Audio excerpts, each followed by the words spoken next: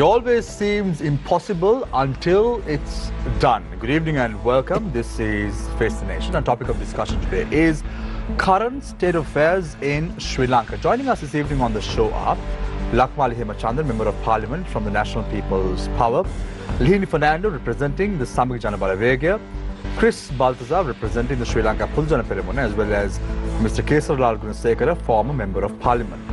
To pose questions from our panelists this evening, on to my immediate right is Newsfirst Thambi, Consultant Director at Newsfirst. On to immediate left is Shiar Anis, former and independent journalist who has been with us for some time. Thank you very much, Shiar, for joining us this evening on the show as well. You too can pose questions to our panelists from the number 076-656-5353. The number once again 076-656-5353. I would be delighted to take those questions to our panelists this evening as the show goes along. So let's get the ball rolling today with Lakmali Hemachandra, Member of Parliament from the National People's Power. Lakmali, interesting times in Sri Lanka, isn't it? Why so? Why is the monkey business in the country has become such a big topic in the last few weeks? It's been just plaguing and wreaking havoc as far as the government is concerned. Why? It's not wreaking havoc as far as the government is concerned. There is a breakdown in electricity, and I think we have. I have to start off saying I'm not at all an expert on how electricity works and how energy works. So I wouldn't really know why the electricity breakdown happened at this point. But we're conducting an internal investigation on that, and we're also making sure that there's a external assessment on how to. Steps have been taken as we speak. Right after the day of the breakdown, steps were taken to assess how to avoid these breakdowns in the future.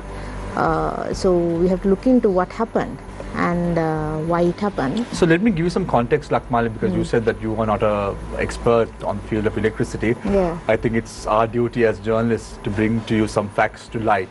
Now, on the 12th of November, there was a letter by the Engineers Union of the Ceylon Electricity Board, which clearly articulates that if the situation with regard to electricity is not being arrested properly, and they've given out 8 recommendations in this respect as well, if this is not done well, this problem that we are going to face today will be faced by Sri Lanka. Whether it's going to be a monkey problem or whether it's going to be another problem is a different story altogether. But the question is, this alarm was raised a few months ago after you took power. Why wasn't steps taken since then? I am not sure whether steps had been taken or steps were not taken. That I'm not in a position to answer, Shamil, right?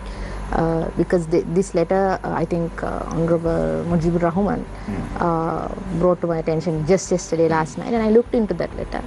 It is a letter that was first, it refers to so many letters backwards as well. That's how the letter starts.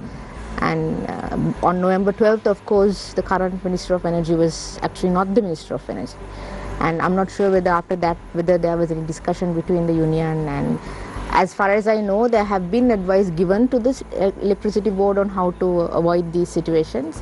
And whether they took steps on that behalf, we have to see. But you know, Lakmali, this has happened for the last at least 6 to 8 times in Sri Lanka before as well. I think it's a huge problem. We are not at all defending that it happened.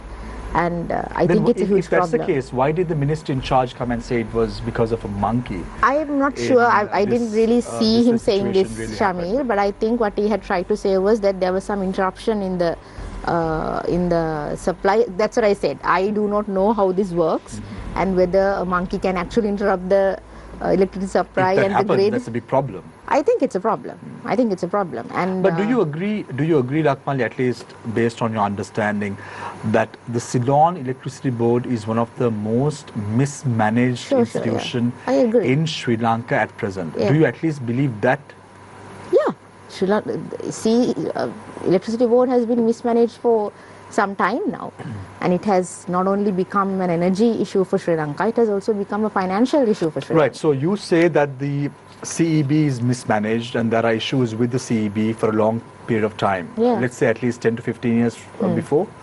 If that is the case, Lakmali, why, when the former government tried to restructure the CEB, you all weren't for it as soon as you all were elected to power. Because, Shamir, none of the restructuring, I wouldn't say none of the restructuring, most of that act, electricity act that was passed last year, it was oriented towards the privatization of CEB more than actually reforming the energy issue in the country. So we don't believe that privatization is necessary for CEB to be reformed, but we do believe that it has to be restructured. So we have already started the amendment process to the Electricity Act that was passed, and that act has been questionable in so many regards. We don't think that it solves the problem it wants to solve. So we'll see. We have started the process, and anybody who has suggestions or who has any better proposals are Why welcome I'm to posing this contribute. question to you, Lakmali? Why? Because we saw the manner in which a few weeks ago, when the CEB trade unions were holding a media campaign, a media press conference, they went on to say that this is our government that is in power. Yeah, it's all your government as well. And because of those reasons, even if bonuses are to be paid, that they can decide as the JP-led trade union But as was to it what decided that way? as to what No, but steps need Shamir, to be was taken. it decided that way? It wasn't, right? It wasn't decided that way. We understood that, yes, there is a workers' interest in the CEB. That has to be, we are not at all saying that workers are not efficient or whatever, but at the moment CEB is in a huge financial crisis, and the government has prioritized that. So even though we have trade unions, and trade unions have their own demands and interests, of course they have the right to have those demands and interests. We are not at all denying that. But then it has to be negotiated on what basis we go forward. And Right. I think as a government we have prioritized. One final question, Lakmali, before I move to Lihini. Don't you think the situation that led to the Aragalaya and which led to the Aragalaya becoming somewhat accelerated with fuel was power cuts that plagued Sri Lanka at that point? I wouldn't say it was what started. If we remember very distinctly, it started because of power cuts in Mirihana. So the Aragalaya, the whole protest movement started because of the power cuts. I'm not at all denying that, so it's right. true. So now there are power cuts again, and isn't it a It's not the same pity? though. Isn't it a pity It's not the same though, that Shamir. this is the same electricity power cut schedule that was implemented by one-time Ranil Wickramasinghe is the same format that we are experiencing now with the NPP government in power? What do you want us to do? Have an entirely new region? I think this is If I have to answer that question, I should be in government. No, what do you want us to do? Just because the schedule, maybe this is a standard schedule that they use every time. Have you noticed that? Maybe that's the schedule that they use for any power cut. This is how the regions are distributed, and this is how it's done. So, I'm not gonna, of course there were some mistakes by the CEB in publishing that. That has to be criticized. Even we would criticize that. Even more than you, I think it's on us to criticize them.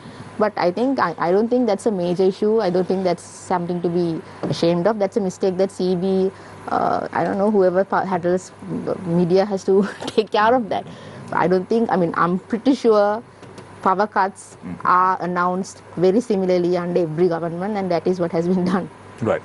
Thank you very much, Lakmali Hemachandra, Member of Parliament from the National People's Power. I now move my attention towards Lihini Fernando from the SJB. Lihini, they say that when there is distress, that is where the opposition in a country should capitalize to gain momentum. But what's happening with the SJB is very sad. Look at what they're doing now. They're trying to amalgamate themselves with the UNP, and as a result you have different factions that are being building up within the SJB as well. We saw the manner in which how Lihini Fernando recently criticized the joining of the SJB with the UNP ranks as well. Then we saw SM Marika saying the same, expressing the same sentiments recently as well. What is happening? Is the SJB a strong enough opposition in this country anymore? Or is it just doing something that we all don't know what they're doing?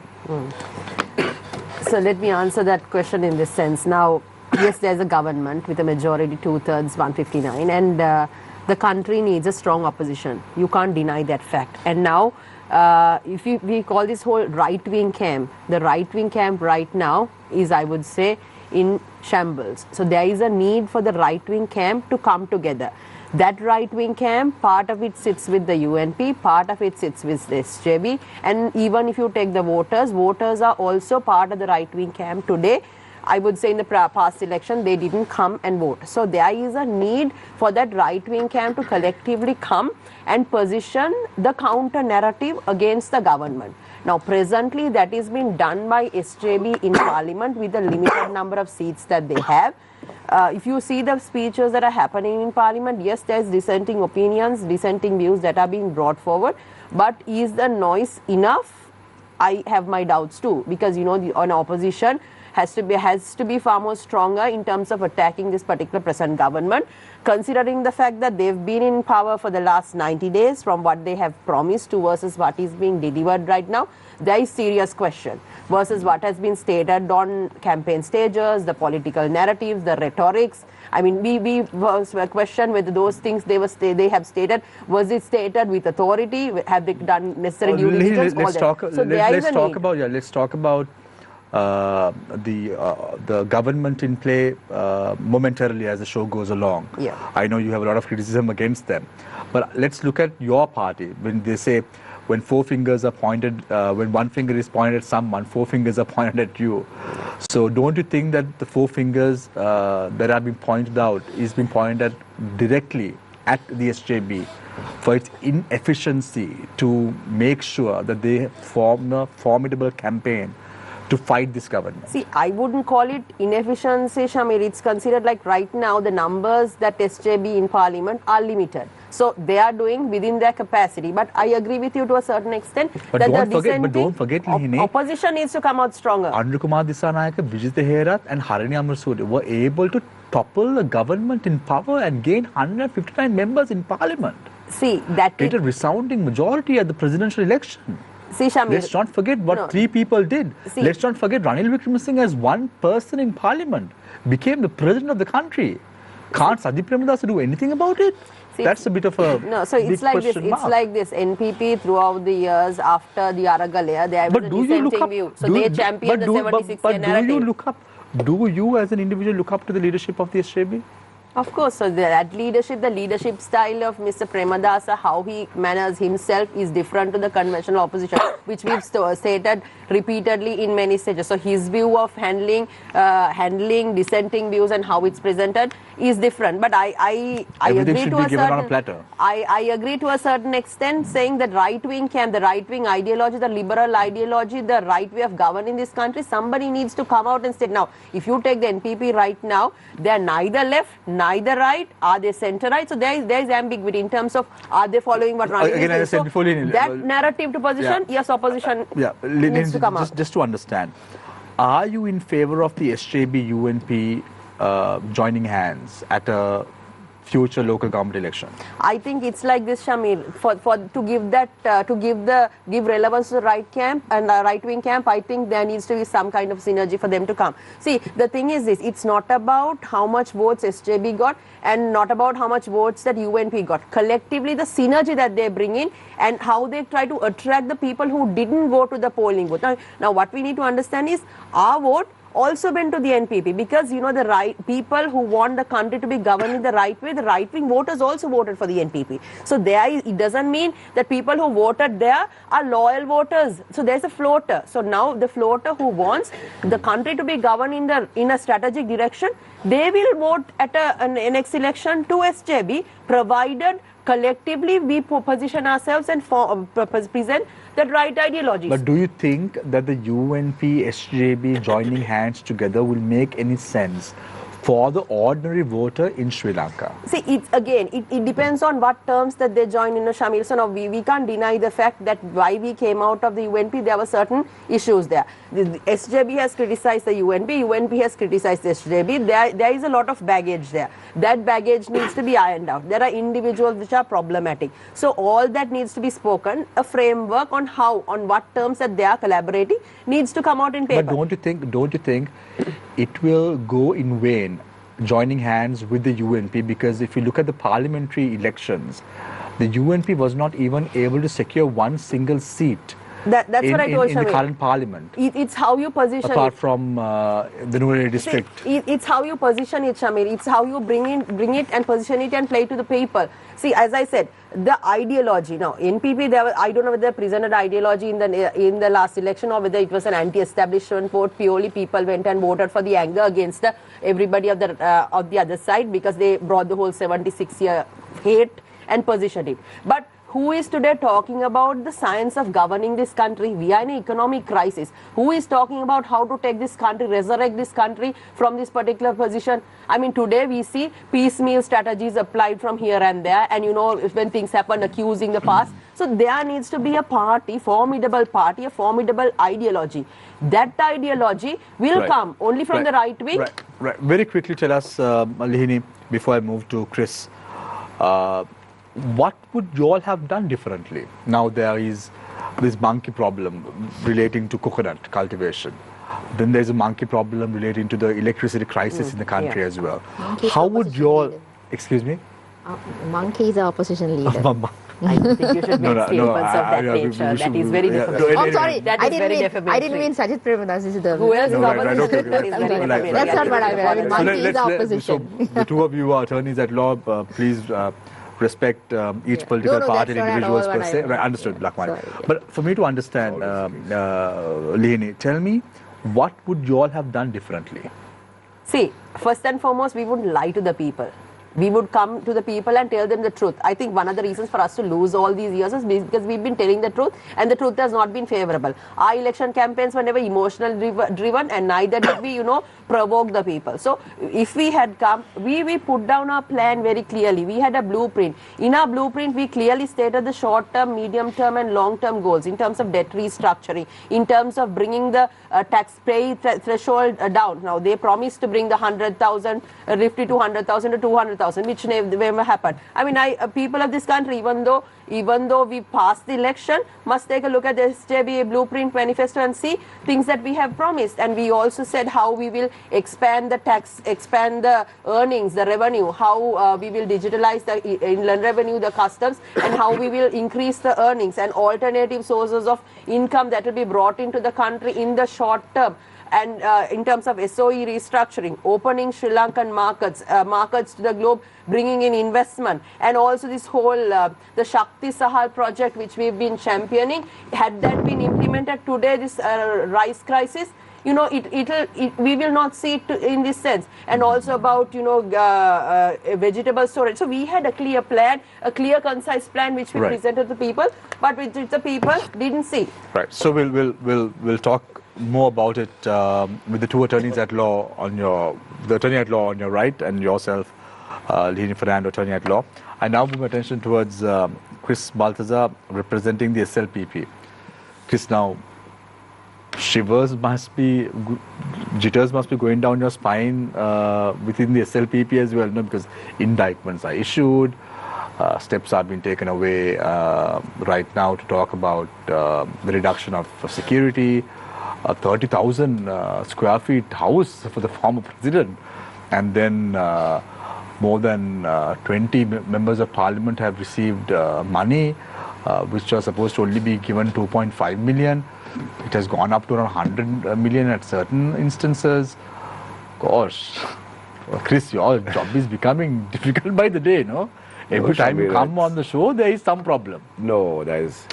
Well, unlike the monkey business, Shamir, I don't think there's a bigger problem than that at the moment. No, but this is the bigger problem. The corruption is one of the biggest issues that this country faces, and that is why the NPP is in power to clean this mess out. Sorry. First of all, thank you for having me on the show, Shamir. Jitters down the spine is not what we should worry about, but it should be actually the current government who should be worrying about, because these allegations were there since 2015. There was a committee that was appointed, and most of these cases were heard. Some were dismissed in court, and the few that were remaining have been brought in. So we saw previously like ministers like Johnston Fernando, Mahindananda Alutkamage, Namal Rajapaksa, Yoshita Rajapaksa, all of them being arrested, but most of those cases that were heard were dismissed. Now there are cases being built up, especially about these Kris towers. I strongly suggest that the government does a proper investigation and does go into a proper legal pursuit. Because if they do, Shamir, the people will know the actual people who were behind the bribery, the actual people who were corrupt at the time, and the actual reasons as to what it is. So I strongly suggest that they go legal immediately and reveal the truth to the people. There have been acts of defamation on the Rajapaksa family. There are so many cases where even His Excellency Mahinda Rajapaksa, where his security was reduced. And at a time like that, where it was reduced to 60, where national security is in scrutiny at the moment. First of all, Shamir, in the month of January alone, not far away from our studio, there were 7 shootings. Okay, a government who cannot control the underworld, who came into power saying overnight they will control the underworld. Still, they could not do it. There are 7 murders that happened, within a span of 3-4 days. Kris, can you justify living in a 30,000 square feet house, which has 1 floor, and that 1 floor has an elevator, with a cost of 15 million? Shamir, can you justify that? Because now this is public money. You and I had to pay 30,000 square foot house. I've not taken a measuring tape and gone and no, you don't have to do it. You don't have to do it. I'm just asking you. But then this is the public domain. What I'm saying is, Shamir, if you have actually been to that house, I have been to you that have house. seen reality as to what it is. Mahinda Rajapaksa is a leader. But I have not seen that elevator. I have not seen that elevator. I don't know. I have not seen no, that elevator. but Namal Rajapaksa admitted that there is an elevator in that house. So there must be at a cost of 15 million. Is that justifiable? I don't know, so I've not seen it. No, you don't have to see it, but there is an elevator. No, what I'm saying is that if there which has is, been built with a cost of 15 million. Is that justifiable for one person? It is not for a person to take home, Shamir. It's not his home per se. It's a house that's been given by the government for him. No, but he has It's built one it. of his privileges. He has built it by putting an elevator. There was no elevator before when Maithripala Sirisena was the health minister and Lakshman Khadirgam was occupying that house. I've been to that house when Lakshman Khadirgam was the Minister of Foreign Affairs. No, it was not so as well. It has been expanded. It's been expanded. It was not that I was there when Lakshman Khadirgam was there. When Lakshman Khadirgam was there as the foreign minister, I have been to the same house.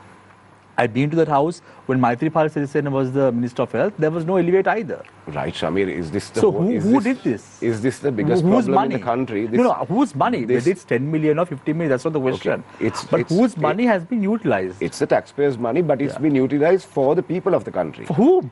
Okay, in the sense, it is not 22 million people are living in the 30,000 square feet. It is not something that goes under the Rajapaksa name for the rest of for generations. No? The next person who comes in there will also enjoy the same. But don't you think if there was no elevator, that this problem would have happened? What about where I don't know where the president is now. Okay, at the Queen's house, what about the lift there? Is that not a privilege? At Temple Trees, what about the lift there? Is that not a privilege where the Prime Minister is sitting? Why is it only that Mahinda Rajapaksa's lift and Mahinda Rajapaksa's whole thing is a big ordeal for this government and what's the big problem there? Temple Trees, when they Aragale damaged the Temple Trees and the President's house, they damaged all those paintings. They did valuations based on the ministers that came up, Shamir. All these houses that were burnt down, that were orchestrated by certain factions in this government. We saw outside Parliament what Lal Khan said. Okay? The damages that were there, those estimates, those paintings alone would have gone above millions. Let's park this notion aside about what happened during the Aragale. I'm just asking you a very simple question. You raised the question. After Mahinda Rajapaksa was given the house in Vijayarama Road, putting an elevator at a cost of 15 million Sri Lankan rupees, is it justifiable? That's all I'm asking you. I don't see any reason why not. As to why not. For one man. For one man, for whoever. It's not for him. It's not for him to keep. Right. So, Kris, now indictments have been refreshed now with regard to Yush Rajapaksa's case. We saw how he was arrested. He was granted bail after that. We saw the manner in which how an aunt of Yush Rajapaksa has been told her passport has been impounded, as well as her foreign travel has been banned. With regard to a lot of gems, I think Yoshitha Rajapaksa in Sri Lanka must be the most successful gem merchant in the country. Why would you say that? Because he has made so much of money through that. It's not to him. the gems that has been Shamir, first of given all, out to one of his aunts. I don't think it's justifiable by me, or it's ethical by me to talk something that is under pending investigation, and that is being taken on trial. So, but don't you think he's one of the most successful gem merchants that people should take a lesson from him about how selling? If I do go to comment No, further you don't have on to comment. that. I'm just asking you, isn't it surprising how you get a bag of gems and make so much of money? What is so much of money? What's the valuation on it? Now, for an example, Kris, there is a house in Katargama under the name, electricity bills have been coming in under the name G. Rajapaksa. Yeah. Does it ring a bell? Why don't you just go and type, okay, G. Rajapaksa can be Gotabaya Rajapaksa. And there are other Gotabaya Rajapakshas also now. But There are other Gotabaya Rajapakshas also. Why should it be one? What if it is Gamini Rajapaksa? Right. What if it is Gamnu Rajapaksa? G. Rajapaksa, and then you have come to the entire perception that it's Gotabaya. No, I didn't come. I asked you. You all have to. So when you are talking about, why don't you talk good about Gotabaya Rajapaksa? When the house what matter good has came, he done? When the house matter what good has he done to the country? Shamir, he saved the nation of a global pandemic. Who? Gotabaya Rajapaksa? Yes. He's the one who secured the country at that time. And, it was the opposition that harped and the opposition that went forward and, brought us into this mess. And now for the lies they portrayed. Aren't we in this mess today because of Gotabaya Rajapaksa? No. Fertilizer ban? Shamir, there were... we always accept... No, I'm asking you. No, it's acceptable. Don't get angry. Calm down, right. No, it's acceptable, Shamir, that we made mistakes. So that's because of Gotabaya Rajapaksa, right? And we did not come out... Fertilizer matter, yes. Okay. That is something we this thing. Right, thanks, Kris. Thank you very much. I'll come back to you momentarily. Mr. Gunasekera, former Member of Parliament, now I tagged Lakmali from the NPP, Lihini from the SJB, Kris from the SLPP. Mr. Gunasekera, you're from which party? I'm from the Independent Party. Independent Party, not SLFP anymore, right? No. No. What happened to the SLFP, Mr. Gunasekera? Just to get some context as to what that political party, which is a grand old political party that was built by the Monnak Kulamas, that was built by the Bandar Nayakas, all that and more. What happened? This is the 8th time I'm listening to. Yeah, I'm asking you for the 8th time because your answers have not been clear enough. What happened to this party, grand old political party? Well, if you go into the history, one leader destroyed the party and created another party. Thereafter, the others thought that they could still pull it through. That did not happen. Then after a particular period, another gentleman took over members of this party and completed the whole operation by destroying that party. So altogether, two main parties are down in the dumps. One is, I don't have to mention names, two major parties are down in the dumps. And in the process, they brought their own party into the dumps as well. Right, so that's where it's yeah. So Mr. Gunasekera, you are, can I say, independent critic? Yeah, you could say so. But you were one time with the SLFP. Yeah. Right. Of course. Mr. Gunasekera, you've been a strong supporter of the NPP for nearly 6 months now, Trish? 6 months? More. Yeah. No, but I have seen this transformation of you for 6 months that you've been on the show.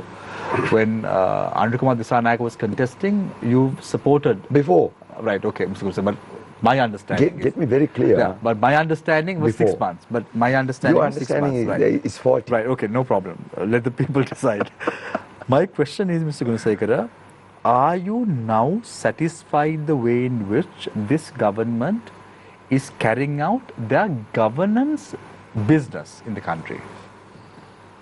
Yes. And why is that? I will tell you.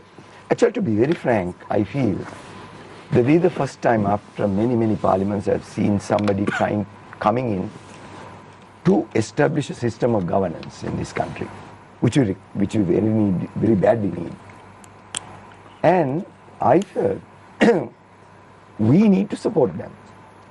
Not only we should support them, we should ensure that they succeed as well. Our job is to ensure that they succeed. Prevail upon them to succeed. But that's because not you know why? But that's not the people's job, no? But that's not the people's job, no? Let me finish. Because I feel over the last, if you take the 20 years, this country has been destroyed. Corruption, nepotism, everything you can think about has happened in this country.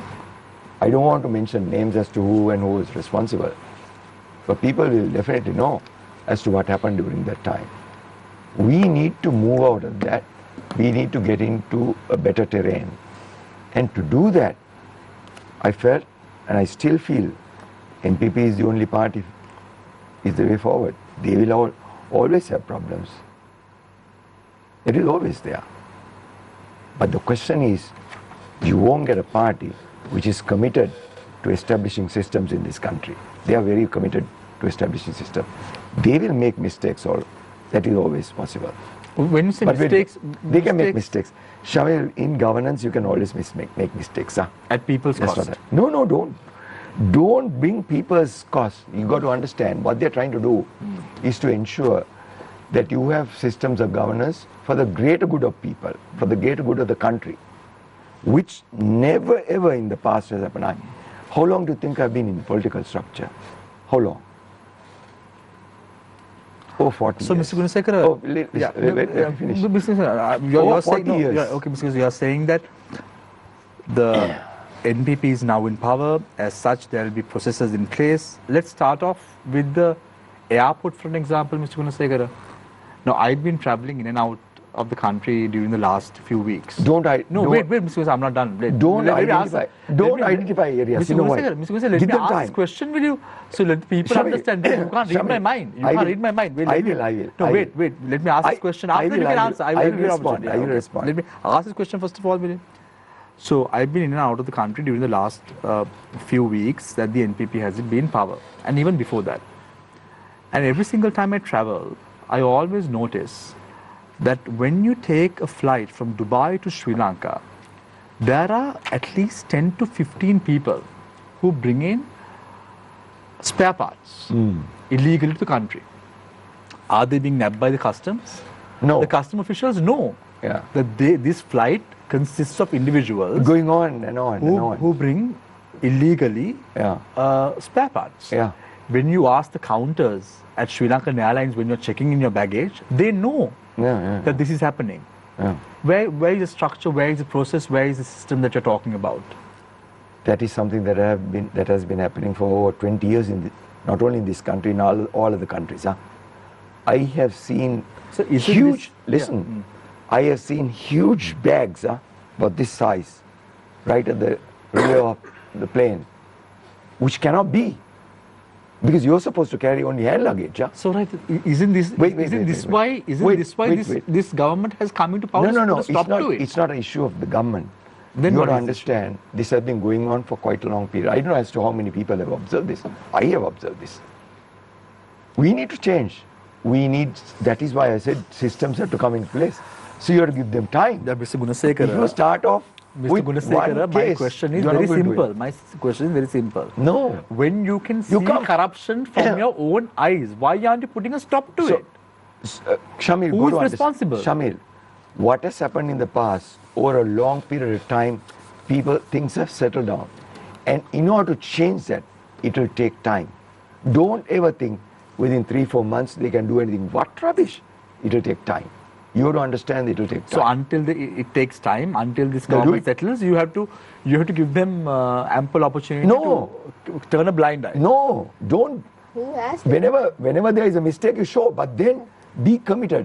Prevail upon them to succeed. That is your role. But Shamil, within the wait. in the past 120 days, as they came in and not being corrupt, they were able to release 323 containers off the port without any clearing. Yeah.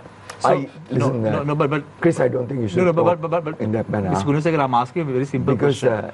When you know yourself that this is happening for the last 20 years, No, the question is this. isn't this why we have Sure. appointed a new government to Of course. come and change the system? Of course, give them time.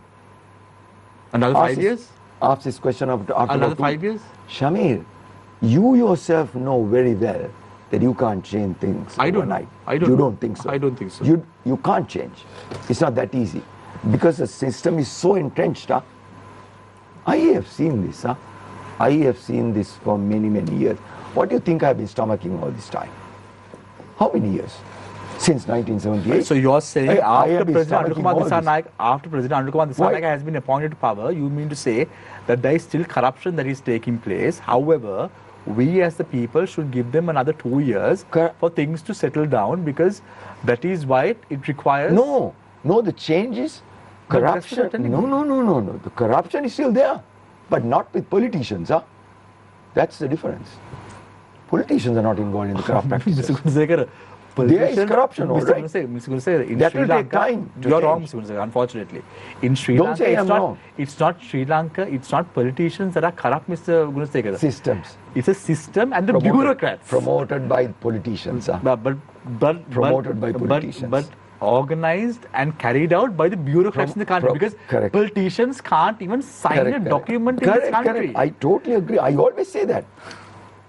But okay. Politicians also need officials to be corrupt. But the question here is, we are talking of a system which is entrenched for a long period of time. Fortunately or unfortunately, Niresh has around 30 years of experience in journalism. Shihar has approximately around 25 years in journalism. I myself personally have around 22 years in journalism. Whatever you're saying has to be taken with a pinch of salt. My experience Anyway, supersedes all that. That's okay, Mr. Gunasekera. My experience supersedes all that. Anyway, Mr. Gunasekera, let's leave it at I'm that. willing to. Let's leave it at that. But we respect your views. No, As I said question is- before, Now see this- we are not amateurs in this game or this, amateurs in this see business. this statement. We know very well what's happening. Right. Anyway, Mr. No, Gunasekera, let's leave it at that. Not that I don't know. No, I'm saying I know it. whether it's 10 days, whether it's 20 days, whether it's 3 months, whether it's a year, whether it's 2 years or 5 years. No. But if there is corruption, that has to stop. That's correct. all. Irrespective of any. You give me any- time, I will tell you, Right, explain as to what should be. Right. So let me open the floor.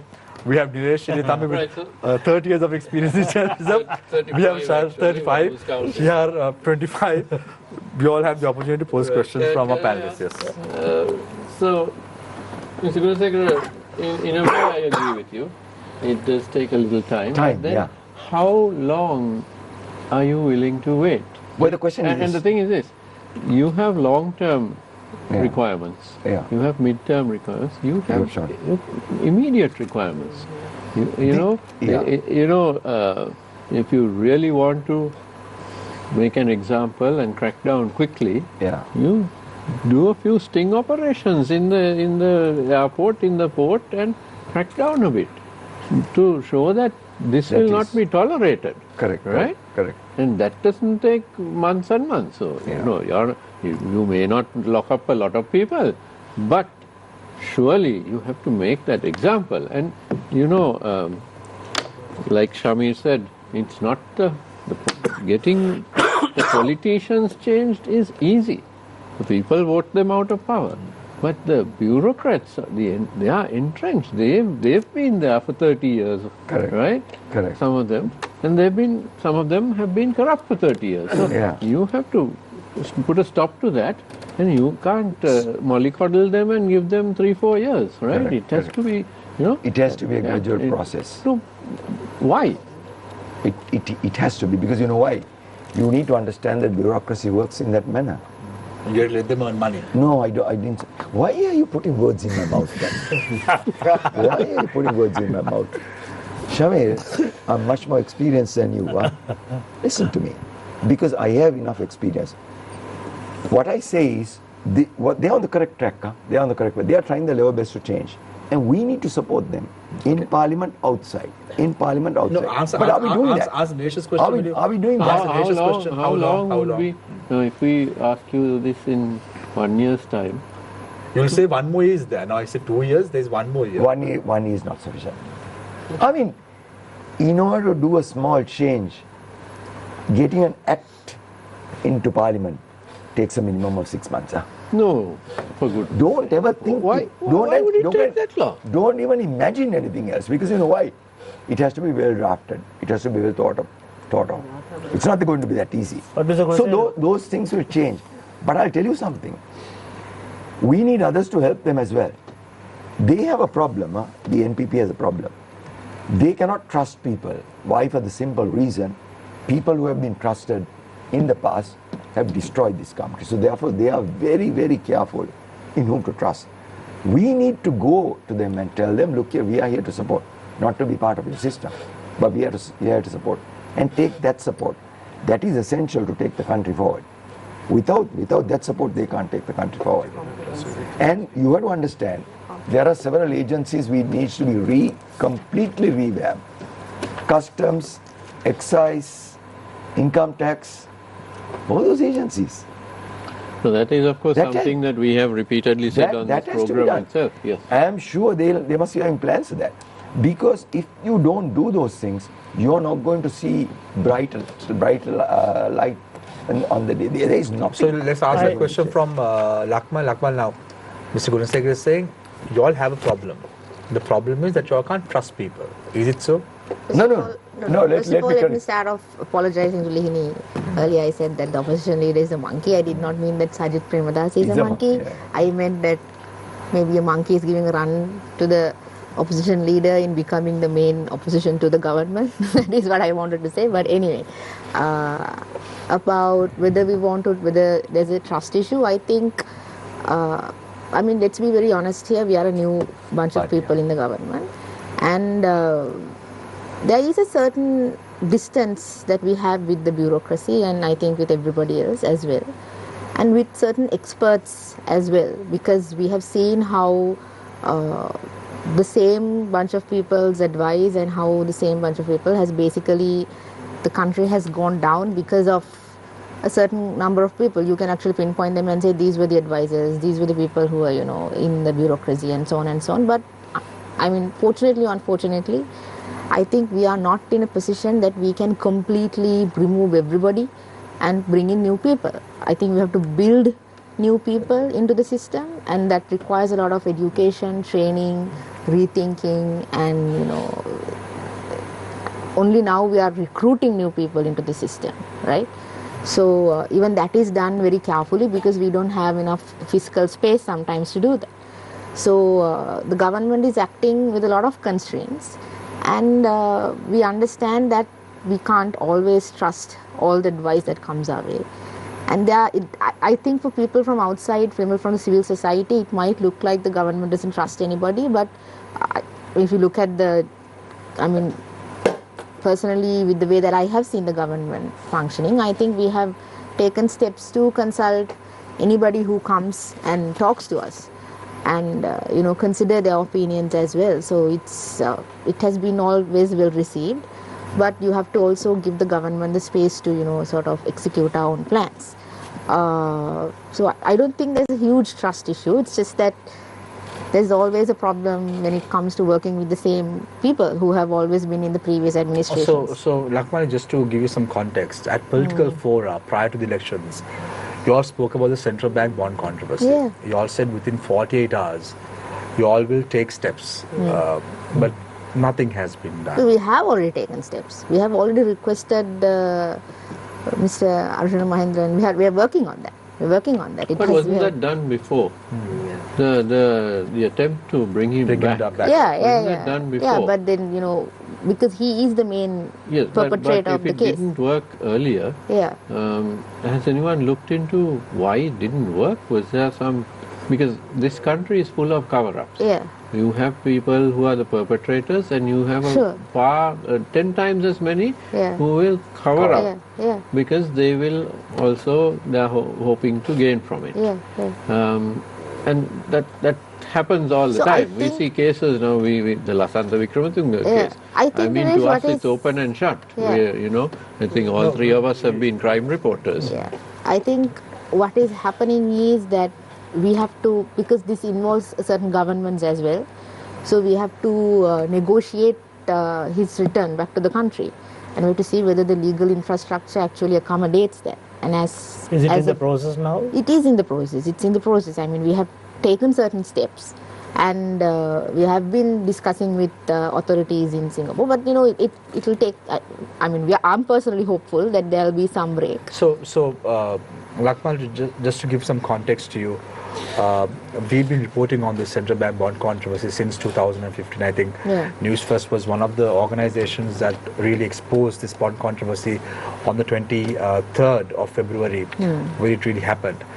Just to understand, there were individuals who attended the meeting at the central bank with regard to this questionable bond transaction, who were politicians with the UNP at that time. Okay. Why aren't they looked at?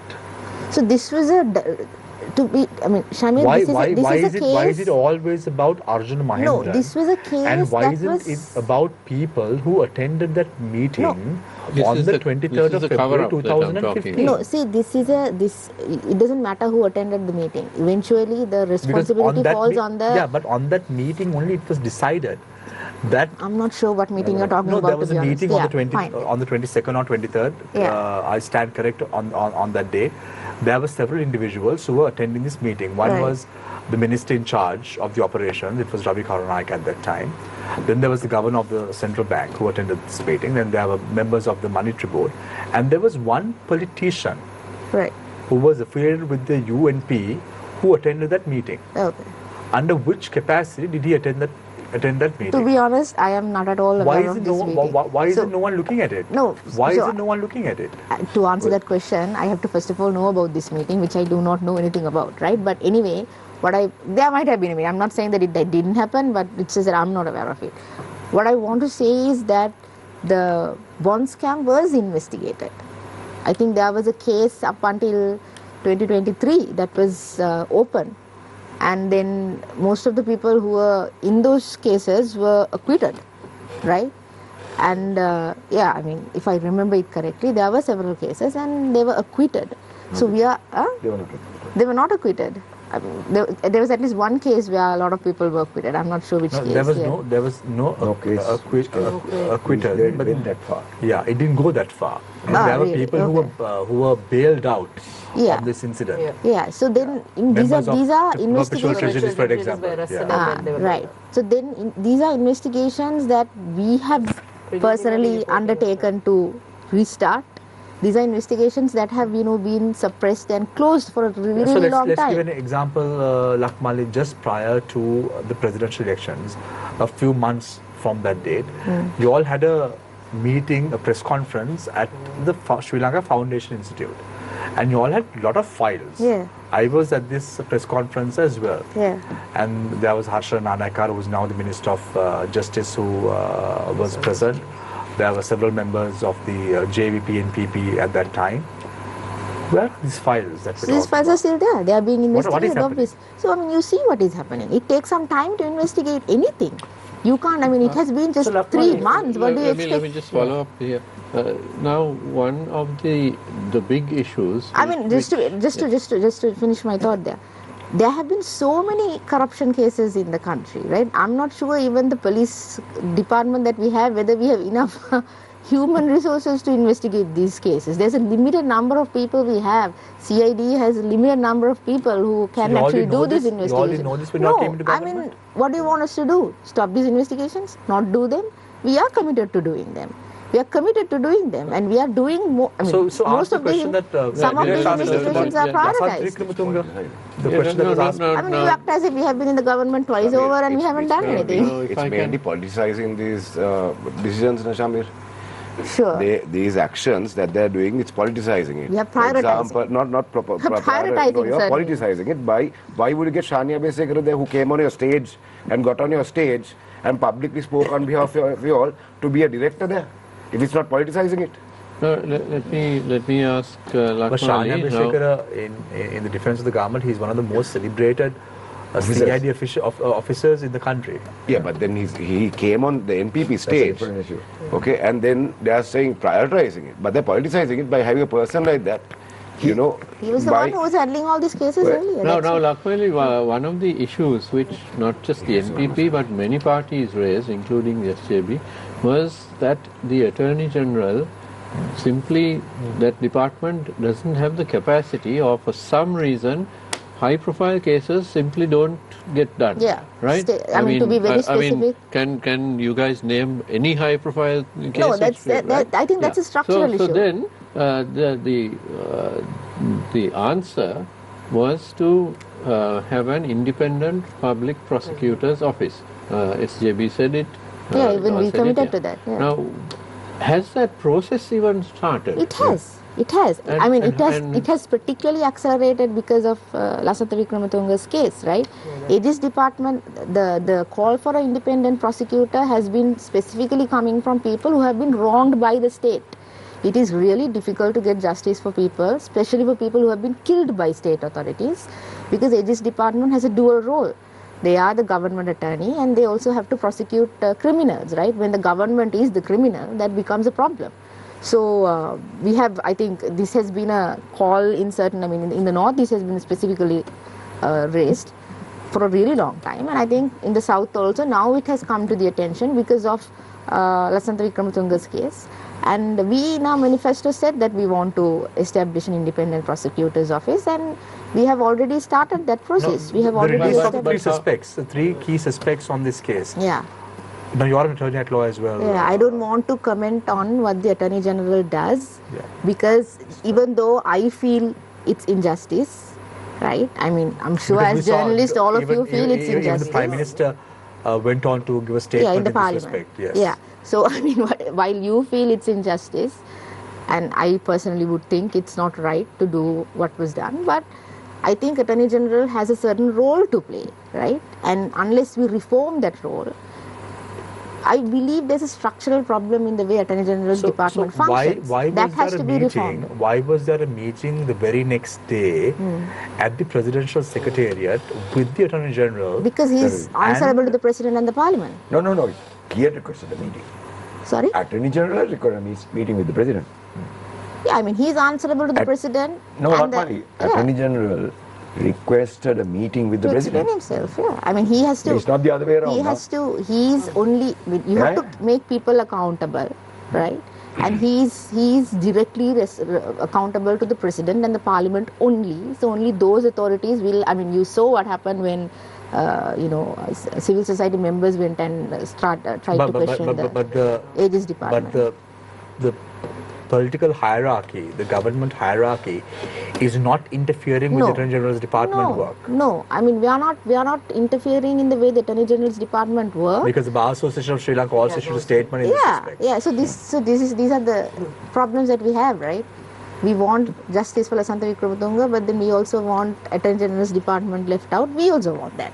This is the same position that the government has. The Attorney General's department, as much as we do not like certain actions that they do, they still have the independence to perform those actions. Sometimes, Lakmali, we want to invite people like Harshana to come on this show and talk, but very difficult to get them, no, Nilesh? We have been inviting the Minister of Justice to answer this question.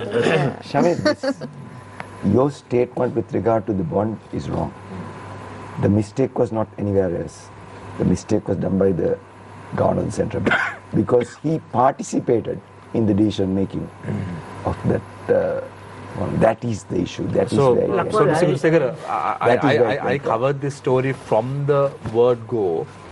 There were 5 members who attended this meeting in question. Yeah. The governor who spoke to me on the 10th of March said there was conflict of interest, and it went on air as well. So we know that the governor is involved, but there were others also who were involved in this bond scam. It couldn't have been just done by just one individual. No, but the final say. That's true. Yes, that's true. But there are other people. Get also. It very clear. Yeah, but there are other people also involved. Because of course. Yeah. So everyone has to be prosecuted. Of course, the stage was set by them. Let me put it that way. I'll give you a stage classic was set example. by them. I'll give you a classic example, Mr. Gunasekera. I will not mention names. The Minister of Finance at that time was, you know who? I know. I know. I mean, surely, Shamir. Ranil Wickremesinghe was the Minister of Shamir, Finance I at know. that time. In his capacity as the Minister of Finance, Minister of Planning, it didn't even come under his purview. He took the finance central bank under his purview because he wanted to control it. So anyway, let's leave it at that. Let me ask a question from Lakmali. Lakmali, now it seems like there is a growing dissatisfaction among the public that you have promised a lot. The NPP promised a lot, but there is a delay, right? Of 3 months. No, I mean, but you gave some sort of deadline, like timelines, right? Within 48 hours we'll do this, within 1 month we'll do this, but nothing has happened so far. I wouldn't say nothing. No, that's why I'm asking. I think that's a very perfect So if you statement to can make. list 1, 2, 3, these are the things we have done so far. I mean, we have already started investigations on very high profile cases. It's a political risk that the government is also taking, right? These are cases that were basically closed almost 10 years ago. And we are reinvestigating those cases, and we are trying to see whether there can be justice done to these people who are obviously wronged by the state at a certain point. So and one is Lasantha Wickremesinghe, one is this Yoshita's, the Mount Lavinia. Yeah, and we have then indicted Namal Rajapaksa, the Honorable MP Namal Rajapaksa, was investigated for a really long time. It was This in Kris, 2000. right? The Kris deal, right? Okay. It was investigated in, when was it? In 2015. And he was never indicted. There was never any prosecution against him. We restarted the case, we reinvestigated the case, and we accelerated the case, and there's an indictment against. This is why I say, we don't want to reduce everything that the Attorney General does to some, there is an indictment against Namal Rajapaksa, which the government hasn't done anything about. It's only because the investigation was done properly, right? And I think this Desi Achis Manikmal, the Yoshita Rajapaksa's case, it was now everybody is saying that you can't disclose where that money was earned to buy the property, and there are so many properties like that also lying around all over the country. We'll ask Kris, can you have joint accounts like that, Kris? I don't know, I'm not a banker, Shamir. No, Kris, I want to ask you now, you were No, I think more importantly, Shiraz, I want to say we have done considerable interventions in the police. I mean, if you can see, only yesterday I think there were several. Yes, it took a little time. So I want to get to that. I want to. Let her finish. It was done through the police commission. There was no political intervention in that. We would have wanted it much sooner, but it was done, with the proper way. It was done in the proper way, and there were several questionable, leaders in the police, in the OICs and so on, who have been punished, who have been demoted, and we have taken steps to. We have taken. So the government is not that the government is doing that, but we are allowing this process to go forward. What is it, Kris? What do you want to say? Is it fair to say that the NPP government has purged police department? No, purged is a harsh word. I think what we have done is we have brought justice back to the police department. Justice is not what you have brought.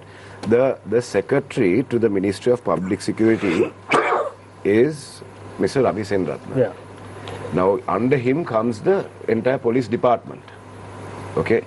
A man who was just a year before the elections, who was drunk, caught drunk driving, and the case is still going on, is the secretary to the Ministry of Police. So it was the police that arrested him, and now he takes control of the police. He has served the police for a really long time. He has served the police, but he got caught drunk driving, and now he got caught with an accident.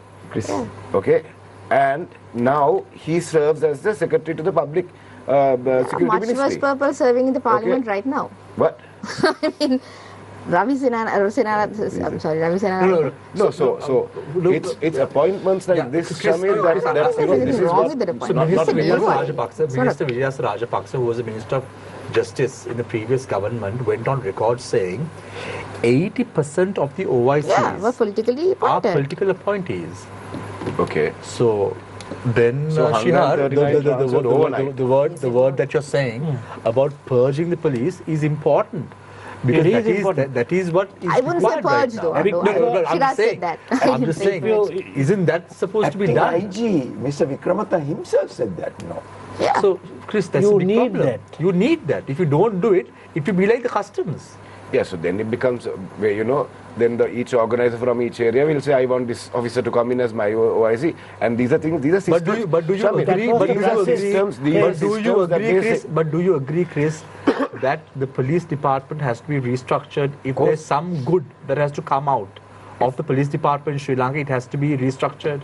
Okay, I agree with that. So then, when they're doing it, you all say don't do it. But then When they don't do it, you all say you all have to have 3 but months. you don't understand That's not this. enough. What I'm trying to say is that they will already go. They are already doing it. But they they will won't go back. appoint. They They will won't appoint appoint who people they that you all want. want, huh?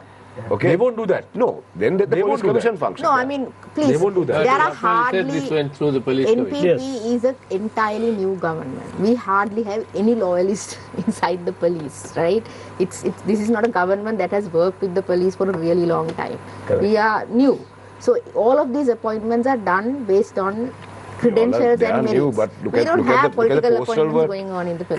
Chris, If they are new, they look at the postal vote. All of them, all of them voted, People can in vote. favor, What is in this? favor Now people of your can't vote. government. so they were people fed up have with to- the People have to government. vote In your for household, somebody. in your household, there are people who voted with the NPP. Yeah. Yes, So let's that's- forget about the police department. No, my household, no one Let's actually vote. You can't punish people for voting. No, but in my household that will happen. People can My vote. household, People can vote wherever they want to. Even in your household, there are people who there's vote. only one person like that, Shamir. Yeah, but at least one person is one person, no, Chris. Only but- one person. You can't But more forget that, no, importantly, Chris. people Have the right to vote for Exactly. whichever political party With they any want. political Yeah. party. Let's You not can't be do discussing I- over there. I want to ask this question. Share if you don't Yeah. mind. Now, Lihini, you said that, in other words, you were trying to say that they have bitten too much what they can chew with the NPP. You said they promised so much, they didn't do, they didn't deliver.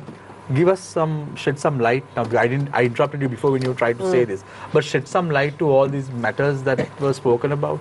So, again, the pay tax threshold which they came from 100,000 to 200,000 which they promised, which was not delivered. Can we go one by one, or you want to finish your? No, I will just Right, okay, right. Pay tax, say a few okay, pay things, tax, and then yeah, they were okay, pay talking tax. about the PTA, abolishment of the PTA, then the Online Safety Act. Then also the domestic debt restructuring, whatever they said on campaign stages versus now. Then also then about this bringing 1.5 million US dollars, creating account foreigners contributing to Sri Lankan debt issue. That is one. Then about these Uganda cases. Then also Uganda cases was said by Lihini Fernando. no, but didn't you? She admitted that. And then they And come then out and the person who's saying now it's our fault. Now it's No, I our mean fault. not your fault. Foreigners- It was said by So it Lihini was- Fernando to take So accountability. wait, for what you said. foreigners will send money. So many things. I mean, in terms of and then about this whole reducing VAT on essential items, electricity price reductions, which That the happened minister said will take three months and then 3 years, and then PUSL intervened, and then that happened. USL was also appointed by the government. So all these things, the government promised many things. I mean, if you really see, Shamir, what they said on campaign stages, one of the main questions I have is, were these statements made, did they do the necessary due diligence before promising? So the election campaign per se, the emotion, people voted them with a promise, and now they have to deliver. See, at the end of the day, I mean, for taking corruption out, I mean, bringing in a good governance in this country, we are all for it, Shamir. But they didn't just promise. They promised something that is larger than life, so they have to live up to it. Now that is what the opposition clearly is saying. Look, you said you will do these things. Why aren't you doing it? So if they either they should now come and say, look, okay, we promised this, we can't do it now. This is the question. I mean, they came to, it's a lie, Shamir, 76 years curse, and saying as if the 76 years people who have been in power, government, have not done anything. I mean, how they provoke the people, which is wrong. I mean, campaign stages, we go and say the truth. I mean, now whatever they said, they must deliver. If they can't deliver, they must come and say, but which they are not doing. Now they are coming and say, for everything that is happening, the responsibility is with the previous administration. Look at the electricity issue. November 12th, a letter was issued. So what happened to that? Then when we have a blackout only, we talk about it. If they saw that 12th November letter, they must say, okay, fine, these things, you will envisage a power cut, and this is what is supposed to happen. So if they are talking about being so organized, be a competency, all that, they must act proactively. No, they're acting reactively. And also though they're in government, they resemble to be in the opposition. Yeah, that's what they do. Lakmali, now, hardly the truth. When the Yahapalana government came into power in 2015, if you look at the statements that was done by the ministers, by the Prime Minister, everything was attributed for a whole year and a year and a half until the falling of that government. Everything was attributed to the Rajapaksa regime. Yeah, but right? So much so, I think. So much so. So much so. No. So much so. Lakmali, you are in power. You can't talk about this. You all have a 212-page manifest that you all brought out. Tell me one thing that you all executed on the manifest.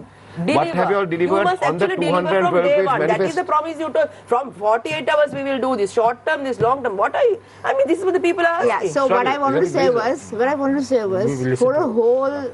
for years, until Yahapalana was in power, everything that went wrong in the country was attributed to the Rajapaksa regime, so much so that Mr. Mangala Samaraveera wrote an entire article saying that they had to, the loans have to be taken again to pay back the loans that were brought by Rajapaksa regime, right?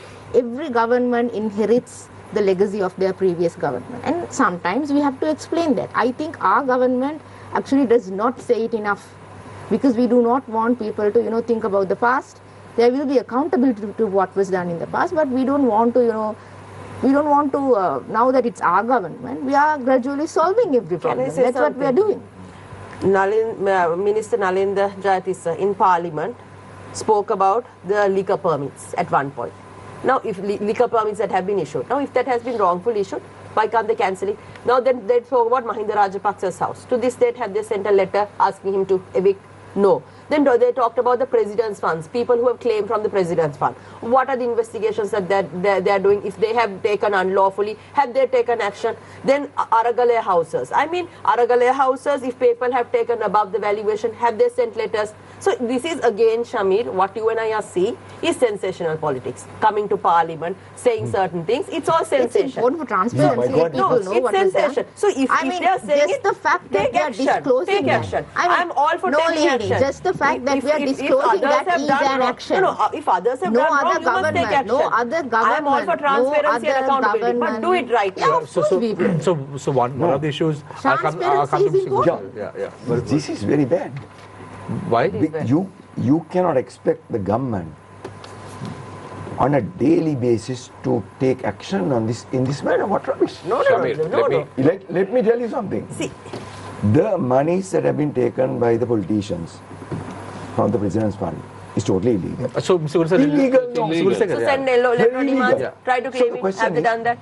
You decide that you have benefited illegally. You decide, man. You have a conscience. No. Why the hell do you want to enter the government does it?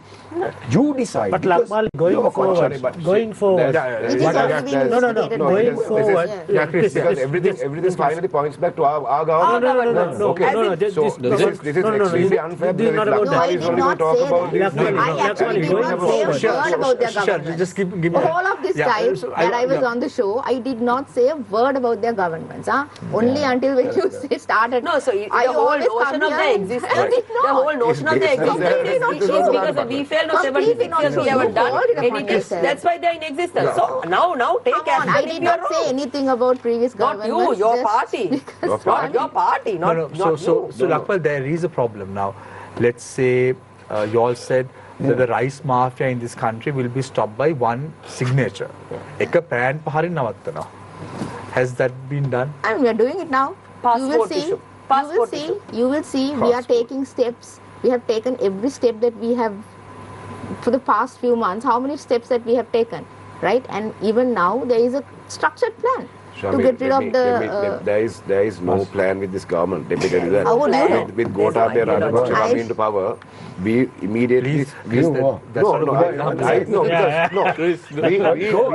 immediately started paving 300,000 kilometers of roadways. Okay. We immediately started building 14,000 houses in each Grama Sevaka ward. Okay, so many things that we did within a 100-day plan. We executed what was in our manifest. Tell me one thing that the NPP has done that has executed, that is said in the manifest. Even the passport issue. They come out, the passports come down. You know, the minister comes and says, oh, now there is no passport issue, we sorted it. Explain what happened with We the sorted it. passports. The passport design was because of their government, the passport not being there was the previous government. Who said that the passport The egg was our was from their government, the kikili was from the previous government. So that's why this whole problem is. So, so what I'm saying, this is complete delusions that happens in the heads of our opposition. What because is? We have. Tell me one thing that you all have executed on a manifest from a 212-page manifest. Tell me one thing that you all have executed. We have completely changed the political culture of this country. What's the culture we have that you have completely changed the way that ministers behave. We have completely changed the way that the president behaves. Nepotism happens within our party. That was our main slogan. Our main slogan was that we will change the political culture, and that we have delivered from day one. From day one. From day one. How many in one family? Started on a wrong foot. I mean, you're from SLPP. Speaker's educational qualifications started on the wrong foot. No, how many people have to withdraw their certificates? Just one thing. Abolish the PTA. Abolish the PTA. That doesn't take long. Abolish the PTA. I just want to understand. Now you asked Lakmali, what did you all do after being elected to power with regard to the manifesto? Yes. Tell me what Gotabaya Rajapaksa did. So starting from the 300,000 kilometers, the 100,000 jobs, the 14,000 houses. We can also deliver on that. That is how you deliver. We came on a pandemic. we stuck on to a pandemic. And then we ended up in economic crisis. Economic crisis. How many countries around the world ended up in economic crisis? Tell me 5 countries. What? who faced bankruptcy? Not bankruptcy. No, sorry. Tell me 2 countries. Sri Lanka is one. Tell me another country that filed for bankruptcy in the last 4 years after COVID. Pakistan bankrupt? Pakistan bankrupt? No. There are 2 other Pakistan countries. bankrupt? No, I'm not talking about declaring bankruptcy, but yes, there was an economic struggle. So that's what I'm asking. Not as bad as Sri Lanka, right? But what I'm saying is, Shamir, not in Asia. When we depend on our exports for foreign remittances. Shamir, I think there's a Supreme Court determination on this. We depend on our foreign services for the crisis. To the foreign laborers to send us the remittance to the country. When they were sent back home, they were sent from their jobs, they had to come back home. There were people at the time who said, dollar ekakවත් ලංකාවට එවන්න එපා. Well, Kris, I want to remind you the way. Who represent the government? I want to remind you the way. Nobody said that. The Supreme Court. No, I want to remind I can play the video if you Kris, I want to remind you the way Gotabaya Rajapaksa, then President, reduced the taxes in December 2019, yes. right? That was one of the main reasons for the crisis. That is understandable because we were not prepared at that time to face a pandemic. That was not the policy. That was not what we were focusing on. That was proactive thinking. No, Samir, there was another plan. Yes, the plan did fail. No, the plan did fail. What was the plan? No, there was a long-term plan. What was the plan? So, the long-term plan, tell me what the plan was. There was an economic plan that What was it? What economic plan? Now, I also can come here and say there is a big plan for this country, but I wouldn't say what the plan is. Tell me this economic plan that you're talking about. I can't be precise on that. I'm sorry. So, there is no plan. No, there was a plan. Kris, I also. I'm not an economist to come out and But give clearly you the plan didn't work. Yeah, the plan didn't work. Backfired, right? The plan didn't work. We did not address the people properly. Why do I get the strong feeling that there was no plan? Yeah. No, there was a plan, Shamil. But then what I'm saying is, but the plan was not executed in a proper way. We were not transparent to the people, and that was the downfall of our government. And we accept this. Like you said, the fertilizer issue, yes. That was a big mistake. But don't you think, Kris, that in the event, Namal Rajapaksa, your childhood friend, contested the last election from the Hambantota district, you think he would have won? He would have won. He would have definitely won. So D.V. Chana could have been out and he would have been in? That I can't say. But Shamir, it's you don't see, it is the mistakes that we made. But what the people said was at that time, it is the mistakes that we made that brought us down to this level. Any district in the country at the last general election, he wouldn't have won, because if you look at it, the number of votes he polled at the presidential election was Less than 3%, less than 2.8%. Yeah. No, that is understandable, Shauri. That was what the people, that was a vote that people gave against him out of pure anger. It was a... Why do you think people were angry?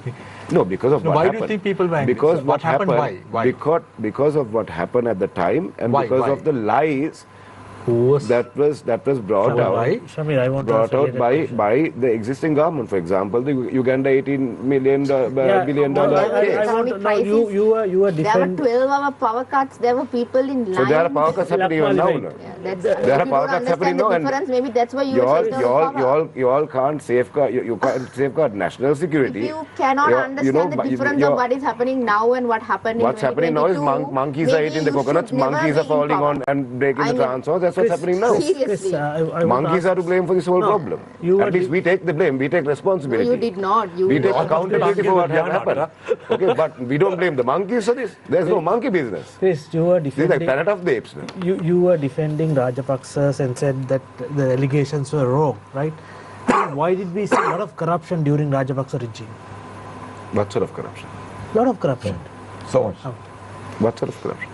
From MIG deal to high-profile murders and manipulation of evidences, everything was there. So right now, that's what this government has been. No, that's I'm all they have asking been you, doing. why The do government you is say- there.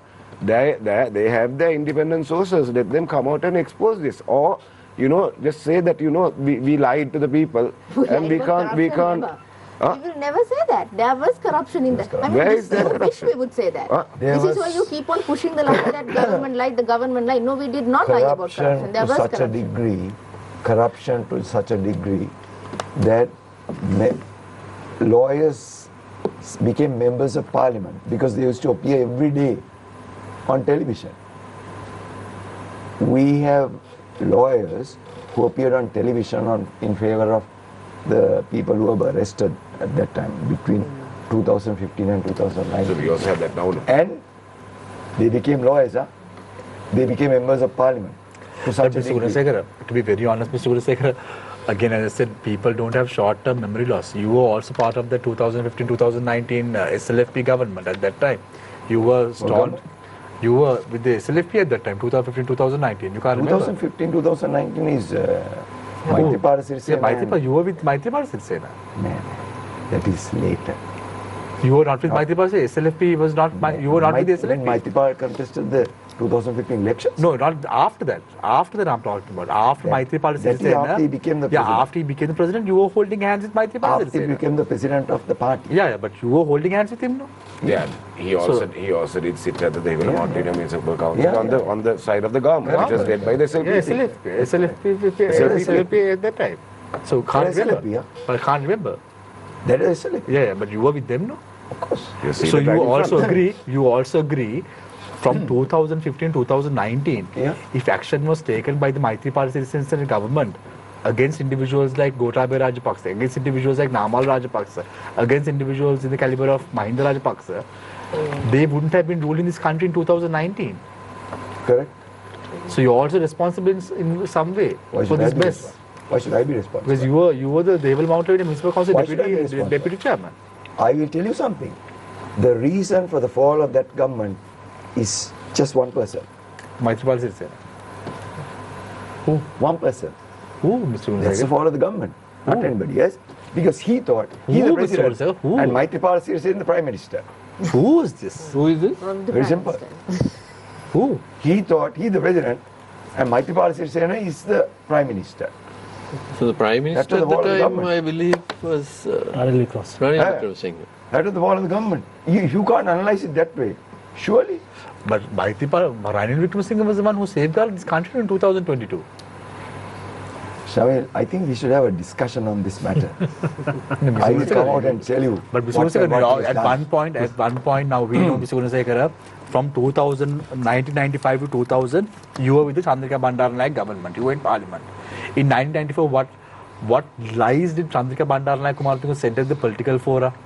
You remember, Mr. Gunasekera? Tell me. I was in grade 4. Yeah. But I remember, I said to Mr. Gunasekera, So you I'm must be very having senior to you, 30 years of experience, 20 years of experience. We can remember history very well. You asked me what happened in 1952 when the SLFP government was formed, when Munna Kulmas walked out I will tell you the history, Mr. Gunasekera. You don't have to tell me.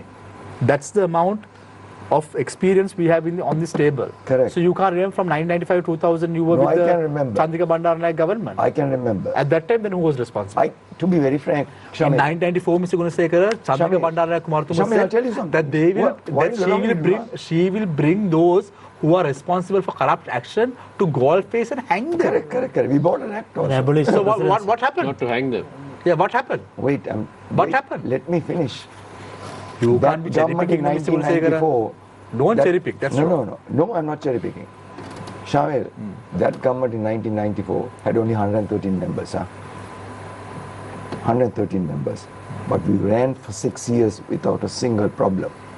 Mr. Gunasekera, you can't remember, no? 1999, how you have tried to bring a constitution, it was burned in Parliament? By whom? By whom? Tell me. Not us.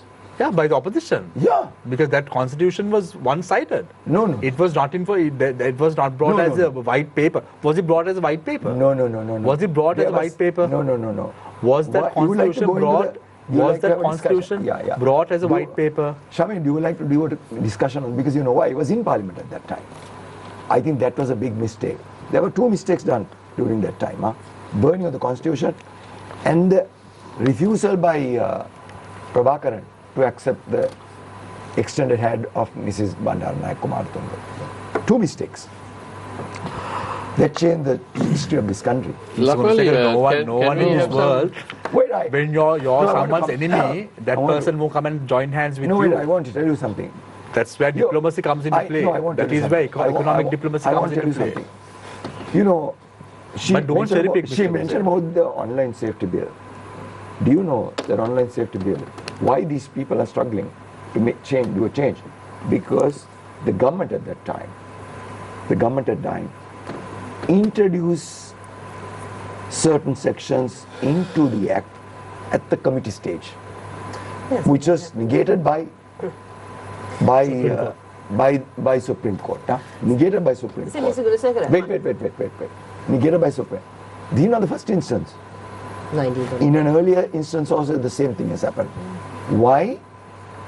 Because the Attorney General at that time, the law says the Attorney General has to give in writing his agreement for the changes of any act which is debated in Parliament. So the Attorney General at that time, even during the committee stage. Yeah, before the conclusion of that. This happened earlier also.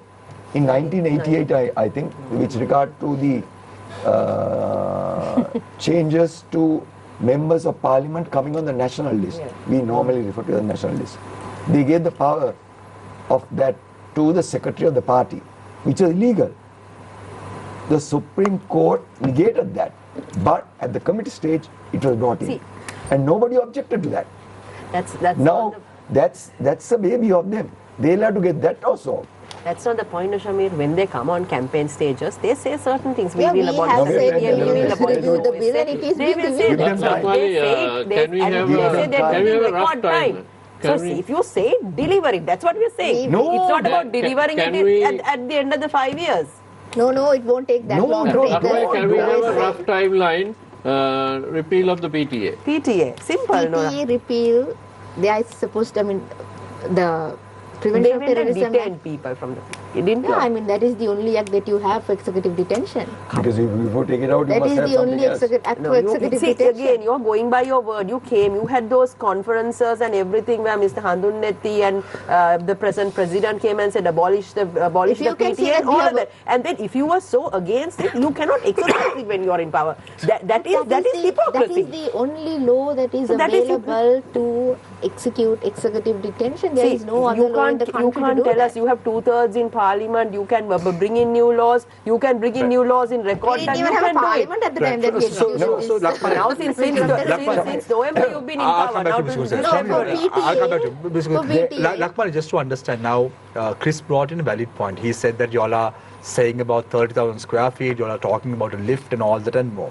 Why don't y'all send a letter to President Mahinda Rajapaksa to vacate the house? Because he won't vacate the house even if we send the letter. But Rama Rajapaksa has said so, no? Because see, this is Send the letter. this is a Send the ridiculous letter. idea. That's not Why the do you point. need a letter? Why do you need a letter? No, Right? no, The letter makes no difference. Why do because you in the say- Constitution. No, why do you see, say in he the won't- Constitution- This is won't, like saying, oh, I'm the police. This is what Why I'm do I saying. need to do it? People must Because- feel But the full. Can I talk? 1986 Constitutional Amendment very clearly talks about privileges of of former the ex-presidents, Yeah. right? It is in the Constitution. So It's why don't you all protected send a in the letter? Constitution. Why don't you all send a Can you letter? send a letter and change the Constitution?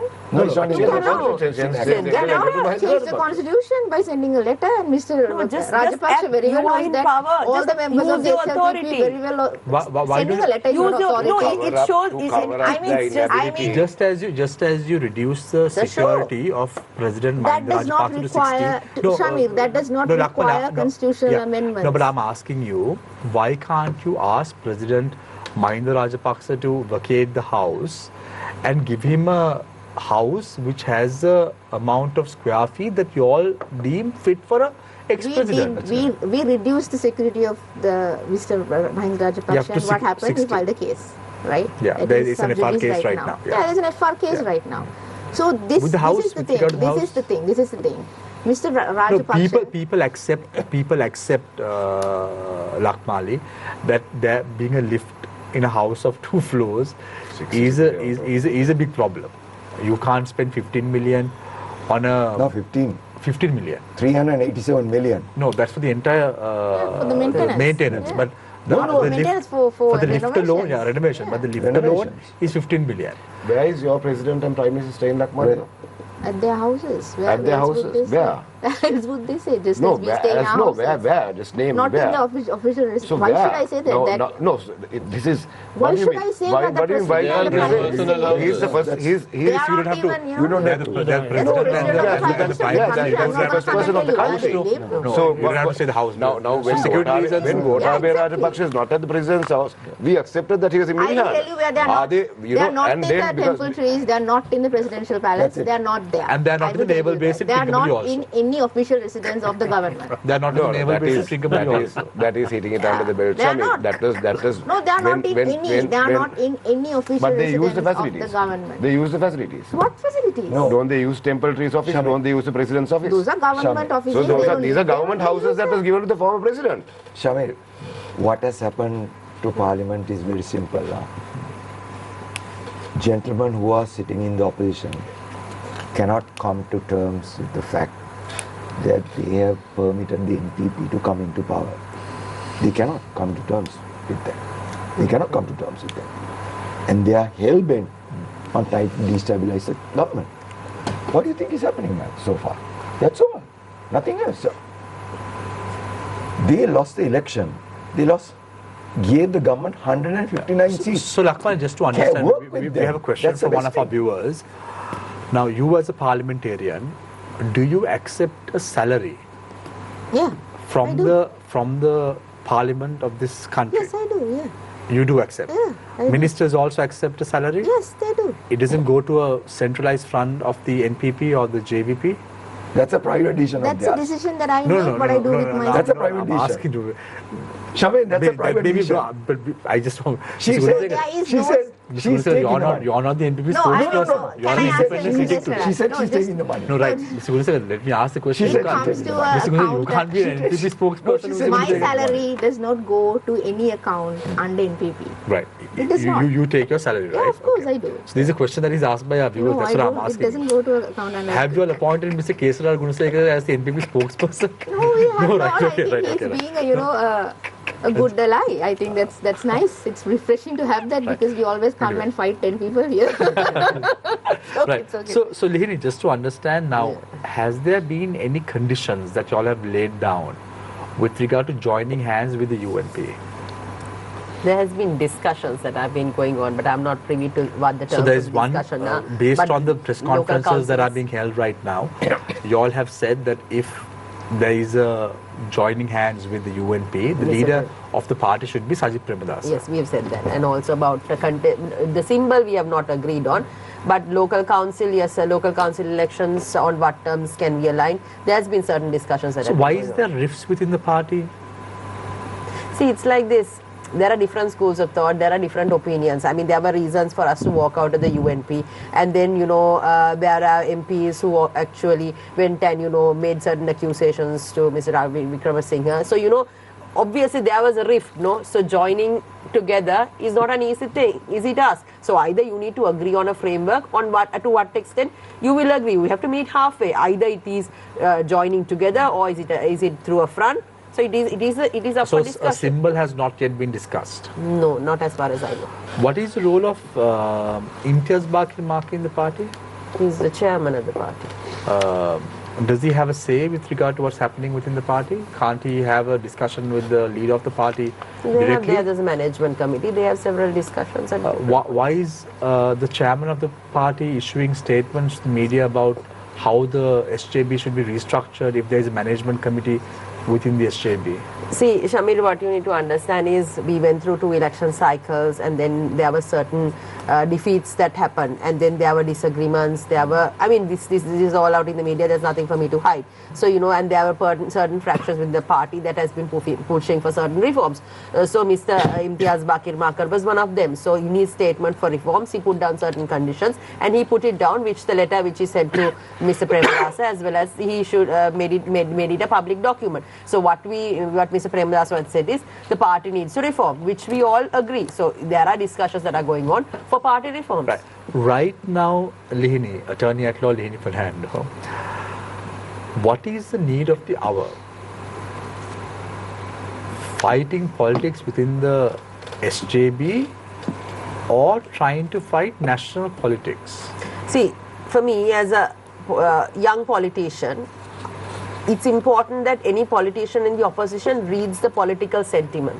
Whether you are a senior, I will say this very openly, whether you are a senior politician or whether you are a junior politician, you must read the political sentiments of the country, what the people are asking for and why we have been rejected. You have to do a soul search. It's not about also holding for power for years. It's about understanding if we are to gain power and also if we are to deliver to the people, what the people are saying. So that is the starting point. And then there is a clear need, as I told earlier, there's a clear need for that right-wing ideology, the liberal principles in which this country must be governed. I mean, if you really go through our blueprint, which we clearly state down, a very clear plan for Sri Lanka. Now, who is driving that? NPP is not. Right, okay. Who is championing it? Yeah. That is it. Okay. So, Lihini, just to understand now, at the presidential election, there was no simple majority for any president. Yes. You know that very well. Yes, there was a recount. Yes. There was a recount as well. In the opposition hands, there was 58% of the and 42% for President Anurakumara Dissanayake. However, when it came for the general election, there was a very lethargic attitude of the SJB moving into the elections. We did not see that vigorous, strong campaigning that was there. Yeah. And as a result of that, the numbers of the SJB dwindled to the numbers that we're talking about right now. And whereas the NPP got a resounding victory of 159 seats in Parliament. And today Lakmali is a beneficiary of that 159 members of Parliament as well. What happened was a stark reminder to the people what a defeatist mentality is all about. See, it's like this, Shamir, people in politics. But do you agree? Do you agree with what I'm saying? See, there was a lethargic attitude towards there was a presidential election. After campaigning, we lost the election. And so there are political trends, there are political analysts who say, you know, when the tide is going that way, the tide is also going that way. So, you know, it was obvious that immediately, September 17th to November, the next election, that it would go their way. So, people within the party. Because today, if you all had a. But Lihini, isn't it? I don't say it is right, more but that is what happened. Fight harder at that No, point. you all didn't fight. I didn't see Sajid Premadasa attending many public campaigns as he did at the presidential election. So it was right after the presidential There was election. a better fight by Namal Rajapaksa at that campaign because he wanted one seat to be elected through the national list. There was a better campaign from I agree. There was a defeat. SLPP. There was a defeat mentality, and also their political rhetoric was getting way You more. should have been in Parliament technically because you were also a nominee from the national Yeah, we list. were all victims of that narrative. I would say the 76-year-old narrative. The narrative or the defeatist mentality. No, so I mean, it's overall, no, it's overall the political climate, the anti-establishment, where it was the anti-establishment rhetoric that was carried out. So we all, even though we were new politicians, that brings a different freshness to the table, we were also rejected. So I mean, Colombo SJB reduced to 4 seats, simple as that. So for an example, Lihini, now there were 5 nationalist parliamentarians. Now usually from every nationalist parliamentary seats, you have, when you have 2, you have 1 member at least being elected through a female, through the national list. But this time, all 5 were males. I cannot comment. So those are decisions that have been made by the party, political So party you also structure. disgruntled? No, it's not that. That's not the case. I understand, like they had made certain alliances within the party, within the minority So they all had 2 parties. members, no? Rajib Bandul Bandari, because the General Secretary, he has put his own name. That's okay. Then you all had Sujiva Sen Singh, who was appointed through the national list.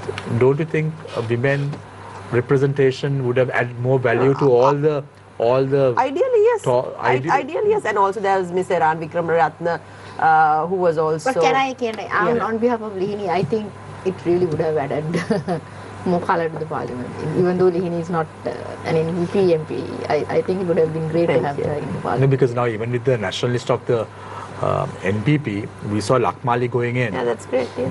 No, I mean, I'm all for female representation, and it is quite commendable that, so we've don't you gone up think to this 10%. blueprint, all that is also just mere words at the end of the day? Because you all had a women manifesto also. You can't say that, Shamir. What we presented, we genuinely believe. Shamir, we genuinely believe. We presented. Where is that woman in that I 5 think you members? should ask these questions from men in the party, not from Lihini, because she's already fighting for her place in the party. I mean, to be very fair by women in any political party, it's not No, fair but women sad. Lihini is sad, no? See, it's like this. At the end of the day, it's a political party. They have their rationale in the decisions that they make. So, I mean, We think they have a rationale. It's much better to, I mean, when the next SJB member comes here, you should really ask that question. If I'm here, I will make you ask that question for sure. For sure. Now this defeatist mentality that we spoke about, I hope we are not going to see this in the local government election. No, definitely we will come back. I mean, we are not going to be in the opposition forever. If that's the case, I don't think we all need to be. No, and also there needs to be a strong opposition for the government as well. That is democracy. I mean, as much as we want. I mean, personally, I would say, I mean, I want my country to succeed. I want my country to succeed. We are not spiteful people in this country, because if this government fails, the future of our children fails. But we want them to do the right thing. That's what Mr. Gunasekera was also saying, we have to support this government. Not in that sense. Not in that sense. But then they must deliver on the promise that they have given. If they have given promises that are larger than life, which they can't, then they must say, okay, look, we can't deliver. That is what the opposition always is questioning them. I mean, at the end. And then when they were in the opposition, Shamir, I remember for education, they were talking about, they fought for the 6%. So, Lakmali, I would like to know, you being the member of parliament and also representing the MPP, from this time's budget, how much have you allocated 6% for education has been the point that I entered politics. Yeah, but are you getting, that's a promise that you all made. It's a personal struggle for me. It has been a personal struggle for me. You're representing the government, it's your opportunity. Now we have very limited fiscal space to increase it to 6% right now. 6% was not Lakmali's fight. It is my fight. It was the JVP fight at that time, which became the NPP fight. No, it is my fight. So how much from this time's budget are you allocating for education? We have increased the expenditure. How much are you allocating? Is it 1%, 2%, 3%? Considerably. See, or is it 6%? We'll wait now. In a few weeks from now, we'll have... She can come out now. No, the budget is coming on Monday. The budget is coming out. Now they fought and another promise that was made. 6% for education was what was made. So I want to know how much will they allocate? I will guarantee you that there will be an expenditure increase on education. There will be. But then I want to know whether the 6% that you are promised. 6% is an eventual goal that we have committed ourselves. Let's be practical. You can't give 6% because... I did that exact. You can't. If you can't give 5%, write it down. Say, now Lakmali said that he is one of the front runners fighting for it. Even the new public finance you said you are one of the front runners for it, and now you are saying it can't be done. Chris, given the Public Finance Management Act, the expenditure has to be curtailed to 13%. How can you give 6%? So that's You what, can't. that's It's almost nil. It's the it's not what 50% I'm of the saying. expenditure. Correct. It's not what I'm saying. See, It's what this- she said. It's can what I- she said. can That I is what answer I this one thought. to Kris? Yeah. Because this Lakmali, just give me a 6%. second. I want to ask Lihini wanted to say something. Yes. Yeah. No, it's okay. Continue. Yeah, okay. No, because 6% for education was a slogan that was brought into 2012. 2012, when the economy had what? 8% economic growth average, right? Or 6%. There was huge economic growth happening in the country. And it was at that time this was said, right? Now we have faced a bankruptcy. There's limited fiscal space for the government to do anything. We have not committed ourselves to do it We have overnight not with faced one budget. bankruptcy, Shamir. It is very clear in. We have not This is a faced 2012 bankruptcy. slogan, right? Yeah, This is a so 2012 we- slogan. Even at that That is point, the wrong way to even put it. at that Lakmali. point, even at that point, You're the calling this slogan was country to bankrupt. get a You don't do that. commitment from the government to increase education expenditure to 6%. It's the Lakmali, you all global spoke about. standard. Lakmali, you all spoke about the former Minister of Petroleum making a quick buck Yeah. through selling Yeah. petrol to the country and 120 at a particular rate. Yeah. Where is it? Now, where is that money? I mean, you can see us reducing all that money through the Not renewable only energy this, but deals. Formula, no. And We also, have Shamir, what already, about we the have vehicles? already, we have already The reduced. vehicles that came in near the president's office, See, secretariat. Shamir, what I wanted to say is this. And there were going to be schools with it. No, Samantha Now, who's Vidyartha using said, Samantha Vidyartha said, Lakmali, that you can get a Wagoner for 1.4 million. No, it's No, 7 he million. didn't say that. He It was said- Nalin Hevage who said that Yeah. you can Campaign. get a WITS for 1.2 million. Yeah, but Within can you? a 10 I mean, if you have to listen to this, just because you listen to some cut that was done during the presidential campaign by the opposition, that doesn't mean it explains the vision of this particular MP or the particular minister at okay. this point. How right? long Like will saying it take Mayo to- Hilak. Huh? How Like long saying will Mayo it take? Hilak. Yeah, how long will it take to make? No, I want to answer that the question about energy prices Yeah, that energy you prices, raised, yeah. right? Because No, we this have the- already renegotiated several energy contracts done by the previous energy minister to reduce the pricing of the. No, we saw how Andukumar Dissanayake had met Yeah. the UAE officials and is Exactly, trying to they're taking- directly Yeah, buy government to fuel government purchase rather of than fuel, having an yeah. intermediary. Those things are commendable, and that is why there is a change of government also, Lakmali. We understand all that, but for us to understand, now you all said that the former Minister of Energy was making a quick buck, Yeah. and you all can And it's bring very down the obvious prices. that he was making a quick buck the way that we have been able to reduce certain energy prices. No, but you all have not been for able example, to reduce the fuel prices. No? Sampur Renewable Energy Plant was a solar power plant that was signed under the previous government. It had pricing of 7 cents for a unit of electricity, right? And we were 7 able units, to. We were, Seven sorry? US cents. 7 US. Sorry, US dollar cents. Yeah, dollars. Yeah, cents, not Sri Lankan rupees. Sorry, and it was we were able to reduce it to something around 5 at the moment, and we are trying to reduce it But didn't you below say that that you were going to also. stop So then Sampur? what was this? Why They, are Lal we Khan able went to? in, few of their Come on. parliamentarians The went fact there that there were cuts going Sampur from must these stop. deals is pretty obvious. The way that these companies, the way that these project, the developers are able to bring this down with proper negotiation with just 3 months. in other words, she's saying is that they are taking lesser commissions because they said they were stopping Sampur. They said No, we Sampur did won't not happen. say we So are if not you're by- stopping. We did not say you're- that. We said we did I'll- not say. you want me to Not put the that video? Sampur plant. I'll put Not this. that Sampur Then plant. You're they- confusing they- two plants. They tried to stop You're- Noracholi from it's coming the nuclear plant. Sampur Okay. nuclear plant and Sampur solar power plant are 2 different things. We did No. not say that we are going to stop. So Lakmali, now the people want some action. Now you understand the frustration of the general public as well. No? I don't Now- think there is any frustration among the general public, right? I mean, we'll see. The local government elections are coming up. We will see if there is any frustration, and we are willing to accept the results if there is frustration. Frustration is But coming we out in will the see. Samupakara elections. But this we will time. see. They have won 6 Samupakaras all over the country out Six. of 80, and they are saying That's all that's been done. What 6? It was like anyway. If there is any frustration, we example will see. example now this e-visa scam. We saw how as soon as Andukumar Dissanayake was elected, he changed the system to the old system. Yeah. But what happened to the old system? And it was very evident that a minister at that time, was trying to make a quick buck out of all this. So what sort of actions have you all taken I am related not to that? privy to that information, Shamir. I don't know what action has been taken on that.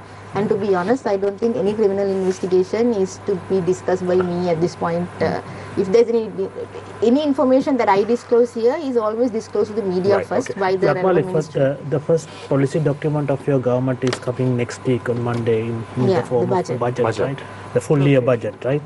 So in terms of broader policies, like what you said, like we are increasing it for expenditure, what are the salient broader picture of those? So I think this budget is done under constraint and we accept that, right? So, but the priority of the government is obviously rural development. We want to make sure that more money flows into the rural areas of the country, and there are several projects aligned to do that. And the second main priority of the government is social protection. We want to make sure that there is enough social protection and empowerment at the lower level so that people are not, because the economic crisis hit the normal people the worst. So we want to help them recover from that. And we want to put the basis of industrialization in the country to, start certain new economic reforms, economic policies, fund them, not to the extent that we want to because of the constraints, but we want to, at least start doing them from this budget. So we will be, laying the foundation for a more robust developmental state. So Lakmali, in your opinion, who will be able to afford a WagonR at over 10 million Sri Lankan rupees? I don't know. I have never purchased a vehicle. Yeah, but don't you think that the expectations of the public is becoming a slightly grimmer by the day? This is the thing. Because like a Honda Vezel is at 24 million. Yeah. No, so they're only catering to that upper tier. No, not the thing is, the people who give the common man who give the vote. We have to be very sensitive to the reserves of the country. We don't have a lot of It's foreign might as expenditure. well. It's better for you all to close down imports. No, but now we know who can buy them. No, say the I truth. think it's good for the country that the government knows who can buy them. No, say the truth, Shamir. That is what I'm saying. That is what we've been repeatedly See, saying. No, you Lihini, can't. first of all, during our election campaign, You lied. right? What did we lie about? We said we will. No, we didn't lie about Everything was a anything. lie. Everything was a lie. And you decided after 3 months? No, everything was a lie. Your entire basis, I think the we have basis of existence is a lie. My God. And more also, than- it is an anti-establishment vote. I agree. It's an anti-establishment vote. I think this The is why 76 the opposition keeps failing.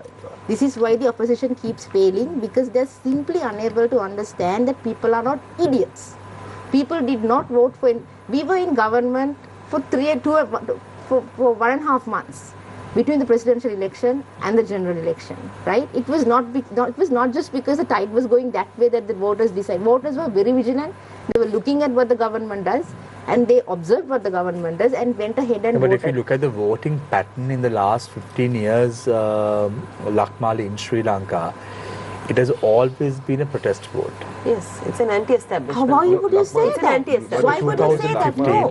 Why do you negatively define these votes? 2015. No, 2015 was a vote for change. 2019 That was was a a protest vote vote. for change. 2024 was a vote for change. There is no protest vote in this country. It is. People are voting for what they want, and they have the right to vote for what they want. Politicians define that as a protest vote. It No, is a Because it's rejection. protesting what they do. Right? That is why the government in the country looks like an opposition, because we still stand with the people and say what they want and what they desire is relevant and we can deliver on it. See, The opposition wants us to come and say that was what the people main- want cannot be done. We are What- not going to say that. What people want cannot be done. It is the task of the government to find a way to do that. what was the main That is our campaign slogan? commitment. That is our 76-year-old commitment. curse. No. They position We don't want to fail the everybody people of this saying country. as if We are not we've done going to come and nothing say for we are this not last going to do it, 76 that it years of cannot this be country. done. They created These are that simple emotional things, hate. Lihini. They People created want- emotional hate. I mean, to this People day, want the non-corrupt- entire I agree. People want Non-corrupt politicians. Can it not be done? But It not can be done. everybody in the opposition are corrupt. So- Even the so- good so do you people were justify- rejected. but just- Even the do- good do- people do- were People rejected. want Because non-corrupt people politicians. rejected everybody else in entirety. Your They gave it leader in a of the platter. your do you- party leader was not Do you 159 rejected. justify? in a platter. Lihini, do you justify politicians in this country are the richest people in this country? Do you agree? Not now.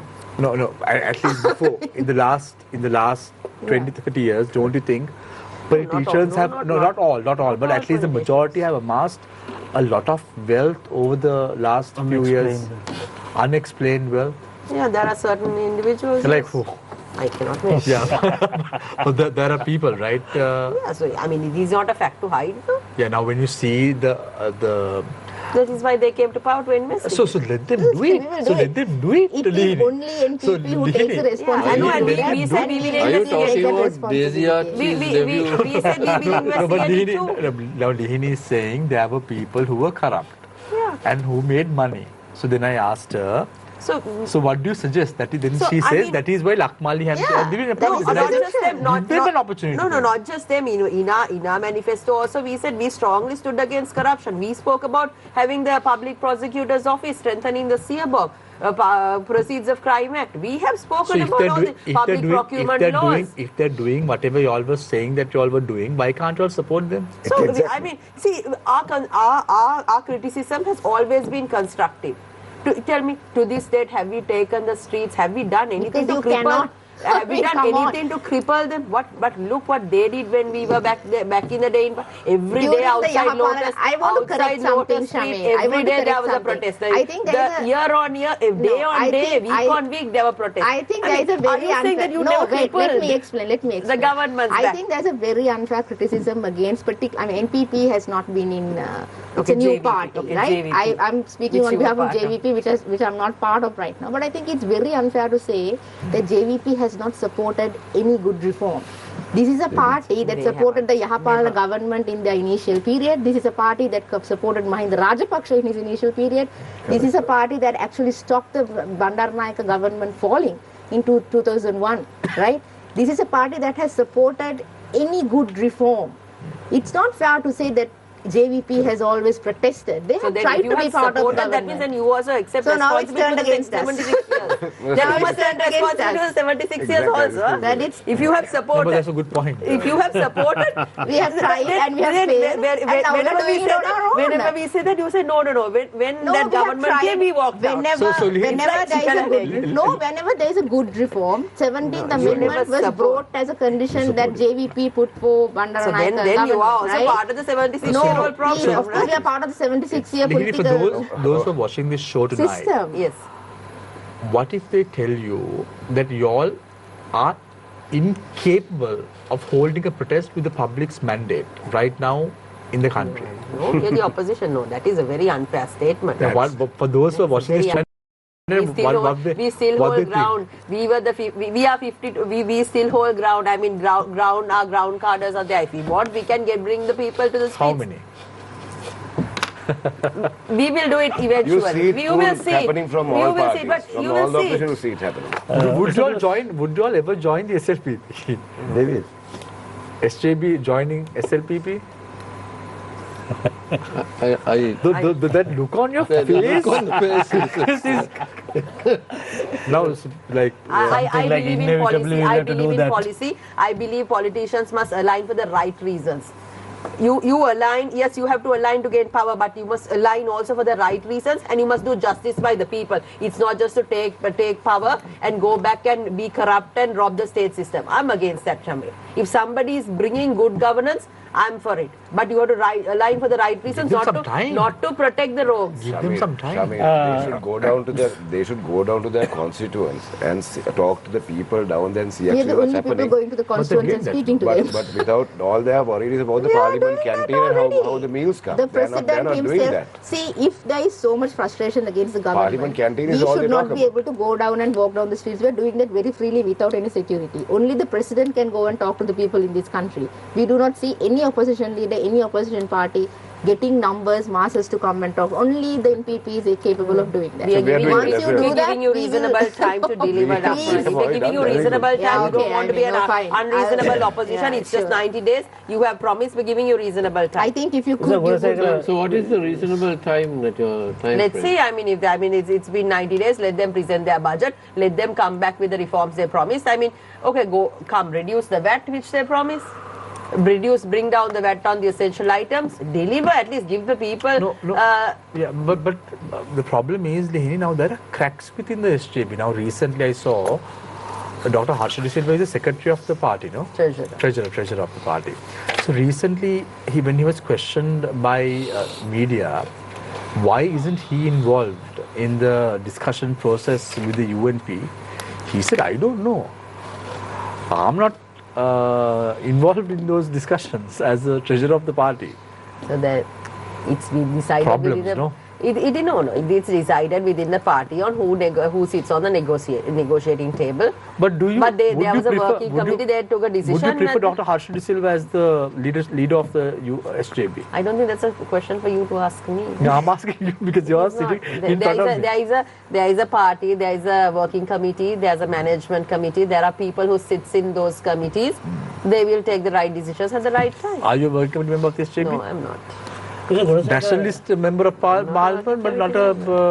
But we have a. I'm not a working committee. You should really push for your rights, Lihini. What Lakmali is saying is true. I rest. So you're also disgruntled with the party, no? No, I'm not. We will rise at the right time. I mean, we are the opposition who's always said the right thing, done the right thing by the people, and people still listen to what we say. So let us come back. Now, since you have been a strong supporter of NPP, I want to ask this question. There is I'm a strong supporter of what is NPP. right. Okay. What is right, yeah. Okay, but Supporter of the there is NPP. yeah, of course. What is right? There's a strong criticism, growing criticism on the experience of the new government. How do you see this? That was the case with us as well. When we first came to Parliament, we also did not have experience. But we learned so many things. That takes time. That is always the case. That takes time. 1995. 1994. 1994. Yeah. You asked a question last time, I said. No, if I ask you, Mr. Gunasekera, I don't want to put you in a difficult situation. No, you. If I ask you a question Shall I? from 1994 2000, tell me 5 development projects that the SLPP did at that time. No, SLPP did that time. You won't have anywhere to look. Shamir, if you give me Nothing. time to prepare and come, You're a member of Parliament. Mr. Gunasekera, you're a member of Parliament in that government. You don't know 5 development projects. Any day.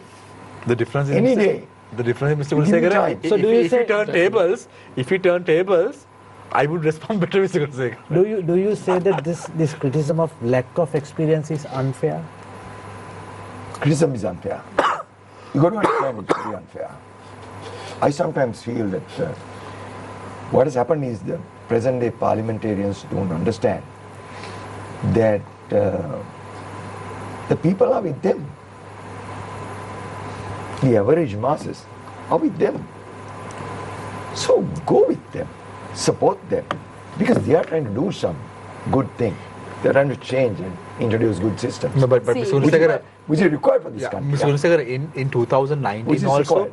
there were 143 members with the 143 members. 43 altogether. They were able to take some crossovers as well. So Shami, that's what I said. with the For the Gotabaya very first Rajapaksa time. government. For the very first time, they have come Right.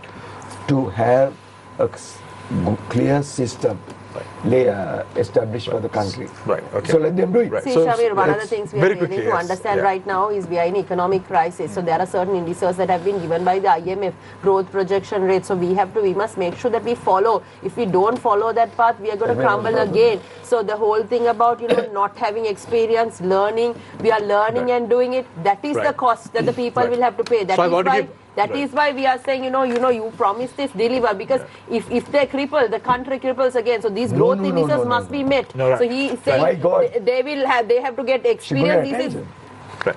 Listen. So They final have- remarks. You they can have- add to your No, thoughts. wait. Yeah.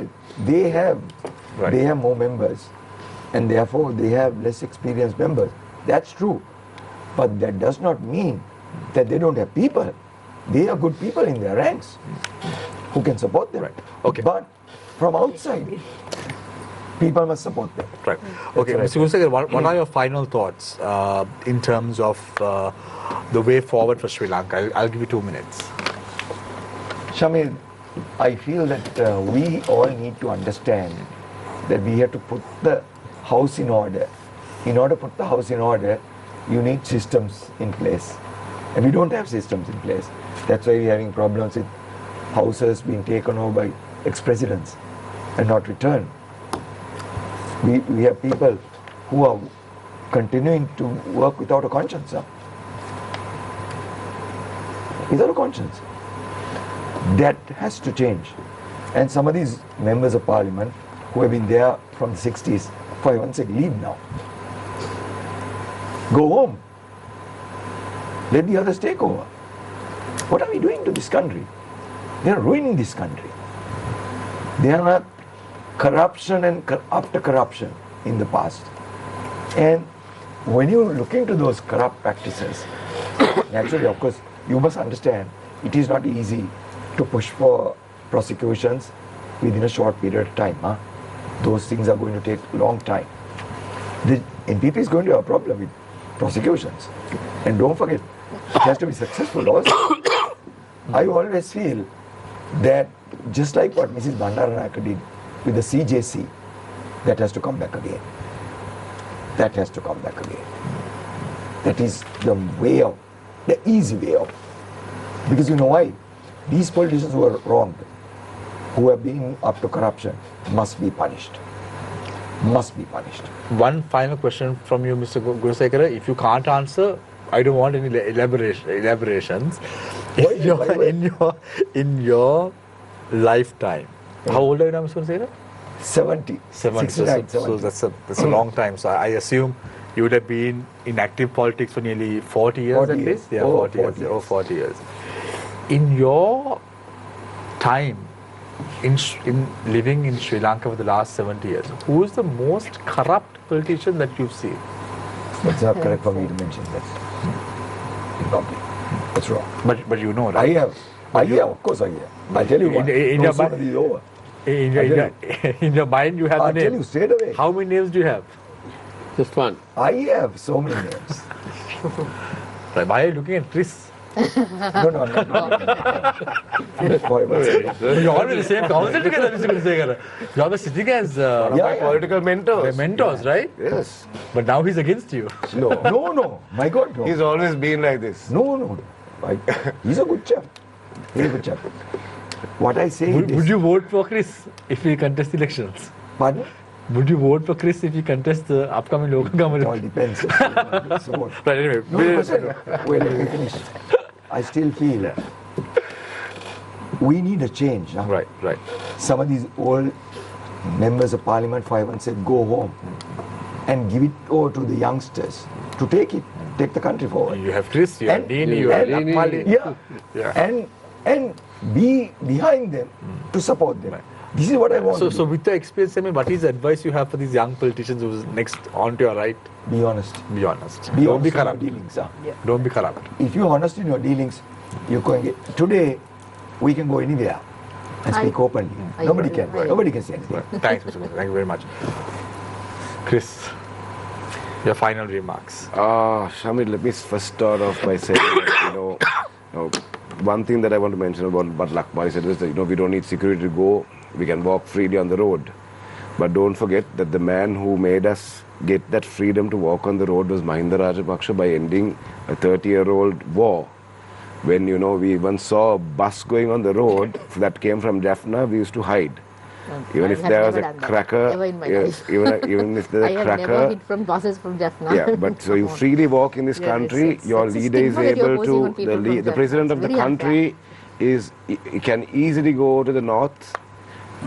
Credit goes to them. They were the only party to win the north as a party that comes from this. But, it's because of that freedom that was given to us. Then, Shamir, I think... In the same vein, may I just add, don't ever forget General Sarath Fonseca and the three forces. They are the people who are responsible for this situation. Don't ever forget them. No, but I just want to add one thought to... I'll give you an opportunity, Kris. Lakmali, in Sri Lanka, there was a time that people were scared to go in buses. Oh, yes. There was a time in Sri No, Lanka... but not particularly from Jaffna. No, not It's particularly from fair to Jaffna, say that. but True, there were true, times yeah. in Sri Lanka. I remember in 1996, People are still scared to go in buses I because missed of the the train accidents. My cousin died that were heading to down south. The train in Dehiwala, I missed it by a whisker, and I took the bus that day home. My cousin died of that. He was 19. So there was a time in Sri Lanka. but it's not fair to not say from it was Jaffna. buses I from know, Jaffna. I but mean- just to say correct that But you can not, continue. definitely not at this point. Yeah, you can continue. You can continue. I mean, it's better than me calling the opposition leader a monkey, na? No. Please, No. please, Chris, that's not fair. Chris. No, Chris. I think it's much worse, to be honest. Chris, Chris, okay. we From the withdraw north. that statement. From the north and Chris, east. that's not right, because you know why? From the north She and apologized. No, Chris. Yeah. Please, let's have some. Okay, so I'll withdraw that take back statement. the Jaffna factor from the north and east. Yeah, and the monkey part as well. Or the war-prone areas. All right, okay, and the monkey factor as well, because she respectfully withdrew that. Not fair. If Lihini says that, I can admit, but don't go to that level, Chris. Right? Okay, we can continue. Okay, sorry about that. Okay. It's okay. Okay, and now the national problem, Shamir, at this time is, firstly, it's the monkeys. Then, that is one of the main things. The next problem the country is facing is, with this coconut that going up to the price of 220. So again, the monkeys are blamed. And then it's our domestic consumption of coconuts by eating Kuposambol and Kirihodi that cause these problems. Now, these are things that are coming not from people of the public, but these are things that are coming from statements made by the minister. Before this government came in, we saw certain factors of the government who are there now going on paddy fields, taking paddy and eating it like this. And then also saying, if you can't sustain your own country, and if you have to import paddy from overseas, there's no point of even having a government. You should step yourself down. But within the first 3 months of this government's existence, they have already imported 167,000 metric tons of paddy rice to the country.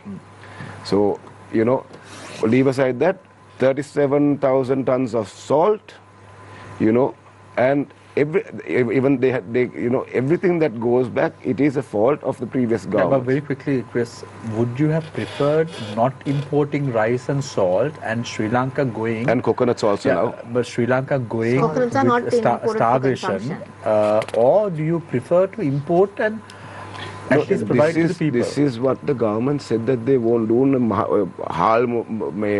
Mafia, nati karna, ek pan ireng. So these are things that are said, Shamir. I'm not saying that, practically, when you don't have the knowledge and you've not, for the first time you're entering something when you can talk big, but when you go there is actually when you know what it's like. Okay? Then the farmers are not getting their paddy on time, and they are not being given a fixed price for purchasing of their paddy. So, that problem is going on. Isn't it 120 rupees now? Yeah, It's not properly said, and the minister wants time. No, we have already... You said it? prices. Yeah. When did he make the statement? Last week. When was it? Last week. The paddy But when price, 120 the price rupees. was declared last week. For both varieties. Several varieties. Then also, Shamir, the main problem, of the few main things that we are going through is this, the passport factor. That is one thing that they talk about. And then the other main thing is, just to cover up your mistakes, you don't come out and you don't, put flashes. But this government came up with this thing called Clean Sri Lanka.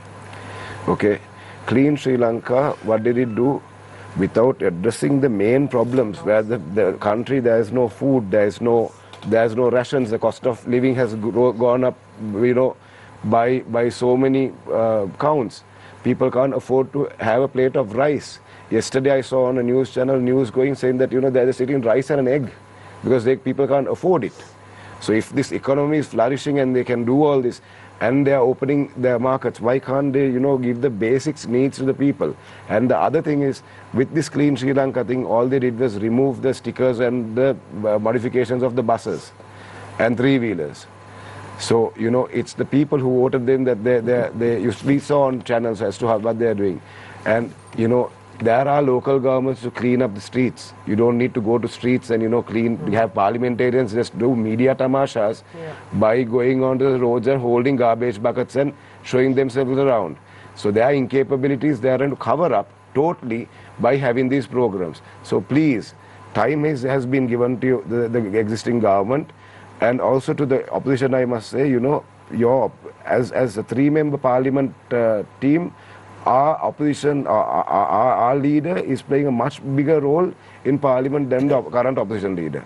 He has to step his gear up and has to speak on behalf of the public, and the government should actually keep to their word and keep to that mandate, that manifesto they gave the people of 212 pages with so much of contents. Execute it and get it done before the country goes further down. Thank you. Thanks a lot, Kris. Attorney at Law Lihini. So Shamil, what we need to look at is this: the present government, they have an unprecedented mandate of more than 2/3 in Parliament. So they came with a clear set of promises. And what we also must understand is presently Sri Lanka is in a severe economic crisis, and there are certain indices that the country must progress if we are to come out of this crisis. That is the biggest challenge that they have now. And also in campaign stages they said certain various things. I don't know whether they said it after conducting necessary due diligence or they were just rhetorics. Whatever said and done, people have given them the power and the mandate, and so they must deliver. And they must not just deliver, they must come out to the people and say what is the ideology, what is the plan, what is the plan that they are going to come out, what is the plan if we are to drive Sri Lanka from this economic mess, what are the avenues which we are getting additional sources of revenue, how are we going to bring in our cost structures, are we going to do the SOE reforms, are we going to bring down the numbers of the government service sector. So these things which they said back in the day, they must come and state to the people their plan. To this state we don't see that plan, Shamir. We are in question to see whether they are continuing what Mr. Wickramasinghe said or whether NPP has something else which they actually believe. So, there is a confusion. What is the ideology? Are we talking about open markets? Are we talking about liberal ideologies? Or, what is NPP? What does NPP stand for? At the end of the day, Shamil, people in this country deserve a better life. That's why people went against our parties, chased away, and they wanted an anti-establishment vote. But I must also say that though we don't have the numbers in Parliament right now, we are very much present in the political system, and our ideology is still alive. Even though people voted for NPP, as I said, it's an anti-establishment vote, but I don't think people voted for their policies or principles because that was not put out in black and white. I think people wanted the liberal ideology, and the liberal ideologies expected from them that they will deliver. So I think that is very much present, and the right-wing camp of this country must step up. It is a requirement. The right-wing camp, the right way of leading this country, those individuals must step up. So if it is for coalitions, whether it's SJB, UNP or any alliances, I think, we all must come to one particular table and talk the facts that is where we bring justice to the people in the right-wing camps, because today there are many who didn't go to the many who didn't go to vote. So we must do justice by them also, and also justice by the people. And lastly, what I want to say is this, that particular opposition will come to power one day, and I hope it will be soon. Thanks a lot, Attorney at Law Lihini. Attorney at Law Lakmali, final thoughts. Yeah, final thoughts in the sense, I think people have voted for change. I just want to clarify that this is not an anti-establishment vote. This is a vote for change. And whenever you come and say that the government can't deliver, what the opposition is trying to sort of reiterate is that you cannot change the system. We are of not that opinion. We think the system can be changed, and all it takes is political will to change the system. And as Mr. Gunasekera said, if you are honest and if you have the political will, I think you have to create your own ways, you have to innovate your own ways. Of course, you cannot take the road that was taken earlier. And I think we have a good plan in order. Everything that is being said against us right now is against the expectations that the opposition had of us, right? So they thought that we will move in a certain direction in terms of the economy. They created a monster in terms of NPP during the election campaign because they thought we would come and nationalize everything and go with socialist project in the way that they imagine socialism would be. The dollar against the rupee will decline to such a level. Exactly, right? And that we would quit IMF, that we never said these things. We never said these things. What we said was that we will work within the IMF program, and we will, try to... We believe that the IMF program was a limited program. It was necessary to stabilize the financial system of the country, but for development it's not a good enough program. So the government has to come up with a development program. That is what we're trying to do right now. So they're fighting their own demons. These are not demons that we created. These are the demons that the opposition themselves created, right? So yesterday the Prime Minister Harini Amarasuriya and Minister Vasantha Samarasinga participated in the Gangaram Perahara. And I want to remind you that there was a time that Harini Amarasuriya was targeted, Prime Minister Harini Amarasuriya was targeted by the opposition, saying that she was anti-Buddhist, she would stop the Perahara. These were the slogans that the opposition carried forward, right? So if anybody lied, it was not us. We promised change and we will deliver on change. It has only been 4 months. It has only been 2.5 months, 3 months actually. Now it's 3 months since the new government came into power, right? And we have a long way to go. We have a really long way to go, and I think we will go that way. If the opposition really wants to even think about power at this point, I think they have to come out of this, the oppositional politics that they do is really limited. I don't think they are trying to mimic what they thought was JVP or the NPP. This was not what we did. We did not oppose everything that was done. We did support good things that were done, right? With every government, we have given them time in the initial periods to do what they promised to deliver. We have not, created fake news. We have not created fake narratives. We have not targeted people during the first few months of the government. That is what the opposition is doing, right? And they're hanging on to everything that comes up in social media, everything that comes up in news, and trying to recreate some sort of a massive opposition against the government, which they're failing at. So I believe that the government, is delivering. Opposition has to change. Hopefully they will change in the near future so that we will also have a proper opposition to, fight against. It's getting boring out here.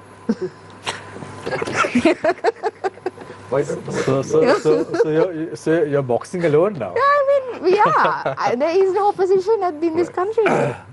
I can remember in 2014, Mahinda Rajapaksa said that he's boxing alone. Yeah. Never did he expect Shadow someone boxing. to Shadow boxing, right? So anyway, there is an opposition in the civil society, I should say. There's a good vigilance there. Thank you very much, Attorney at Law Lakmali Hemachandra, Member of Parliament from the NPP, Attorney at Law Lihini Fernando from the SJB, Kris Balthazaar from the SLPP, and independent critic and former Member of Parliament, Mr. Kesarralal, Gunasekera. Thank you very much, two gentlemen and the ladies, for joining us this evening on Face the Nation. And thank you very much, Newsfirst Public Consultant Director at Newsfirst, as well as Shehar Ranez, independent journalist, for joining us this evening on Face the Nation as well. Thank you for sending us questions on the number 076 656 5353. I did justice most of the time to pose the questions to our panelists as much as possible. So thank you very much for engaging and posing those questions, because without you, we won't be anything. It's because of your strength and the power that you all possess that we are able to carry on shows like this. So thank you very much for our viewers as well. Very quickly, Lakmali. Very quickly.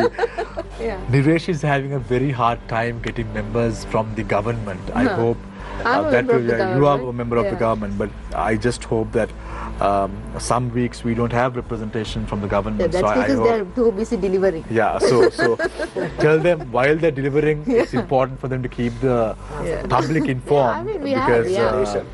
Face the nation. We do face the nation. Because Lakmali, before the elections, we saw a lot of members who were attending the shows and all that, but unfortunately, after being in government, it's sometimes very difficult. So just a thought for you to take back home. Sure that there is an NPP. Please, yes. No, that's not the reason. That's not the reason. But Lakmali, please, if you can look into that possibility and make Niresh's job much more easier as possible, right, Niresh? Absolutely. A few cabinet ministers would be good. Right. Anyway, so we'll leave it at that. But I leave you tonight with a quote, as I always do. Success is not final. Failure is not fatal. It's the courage to continue that counts. Take care and good night.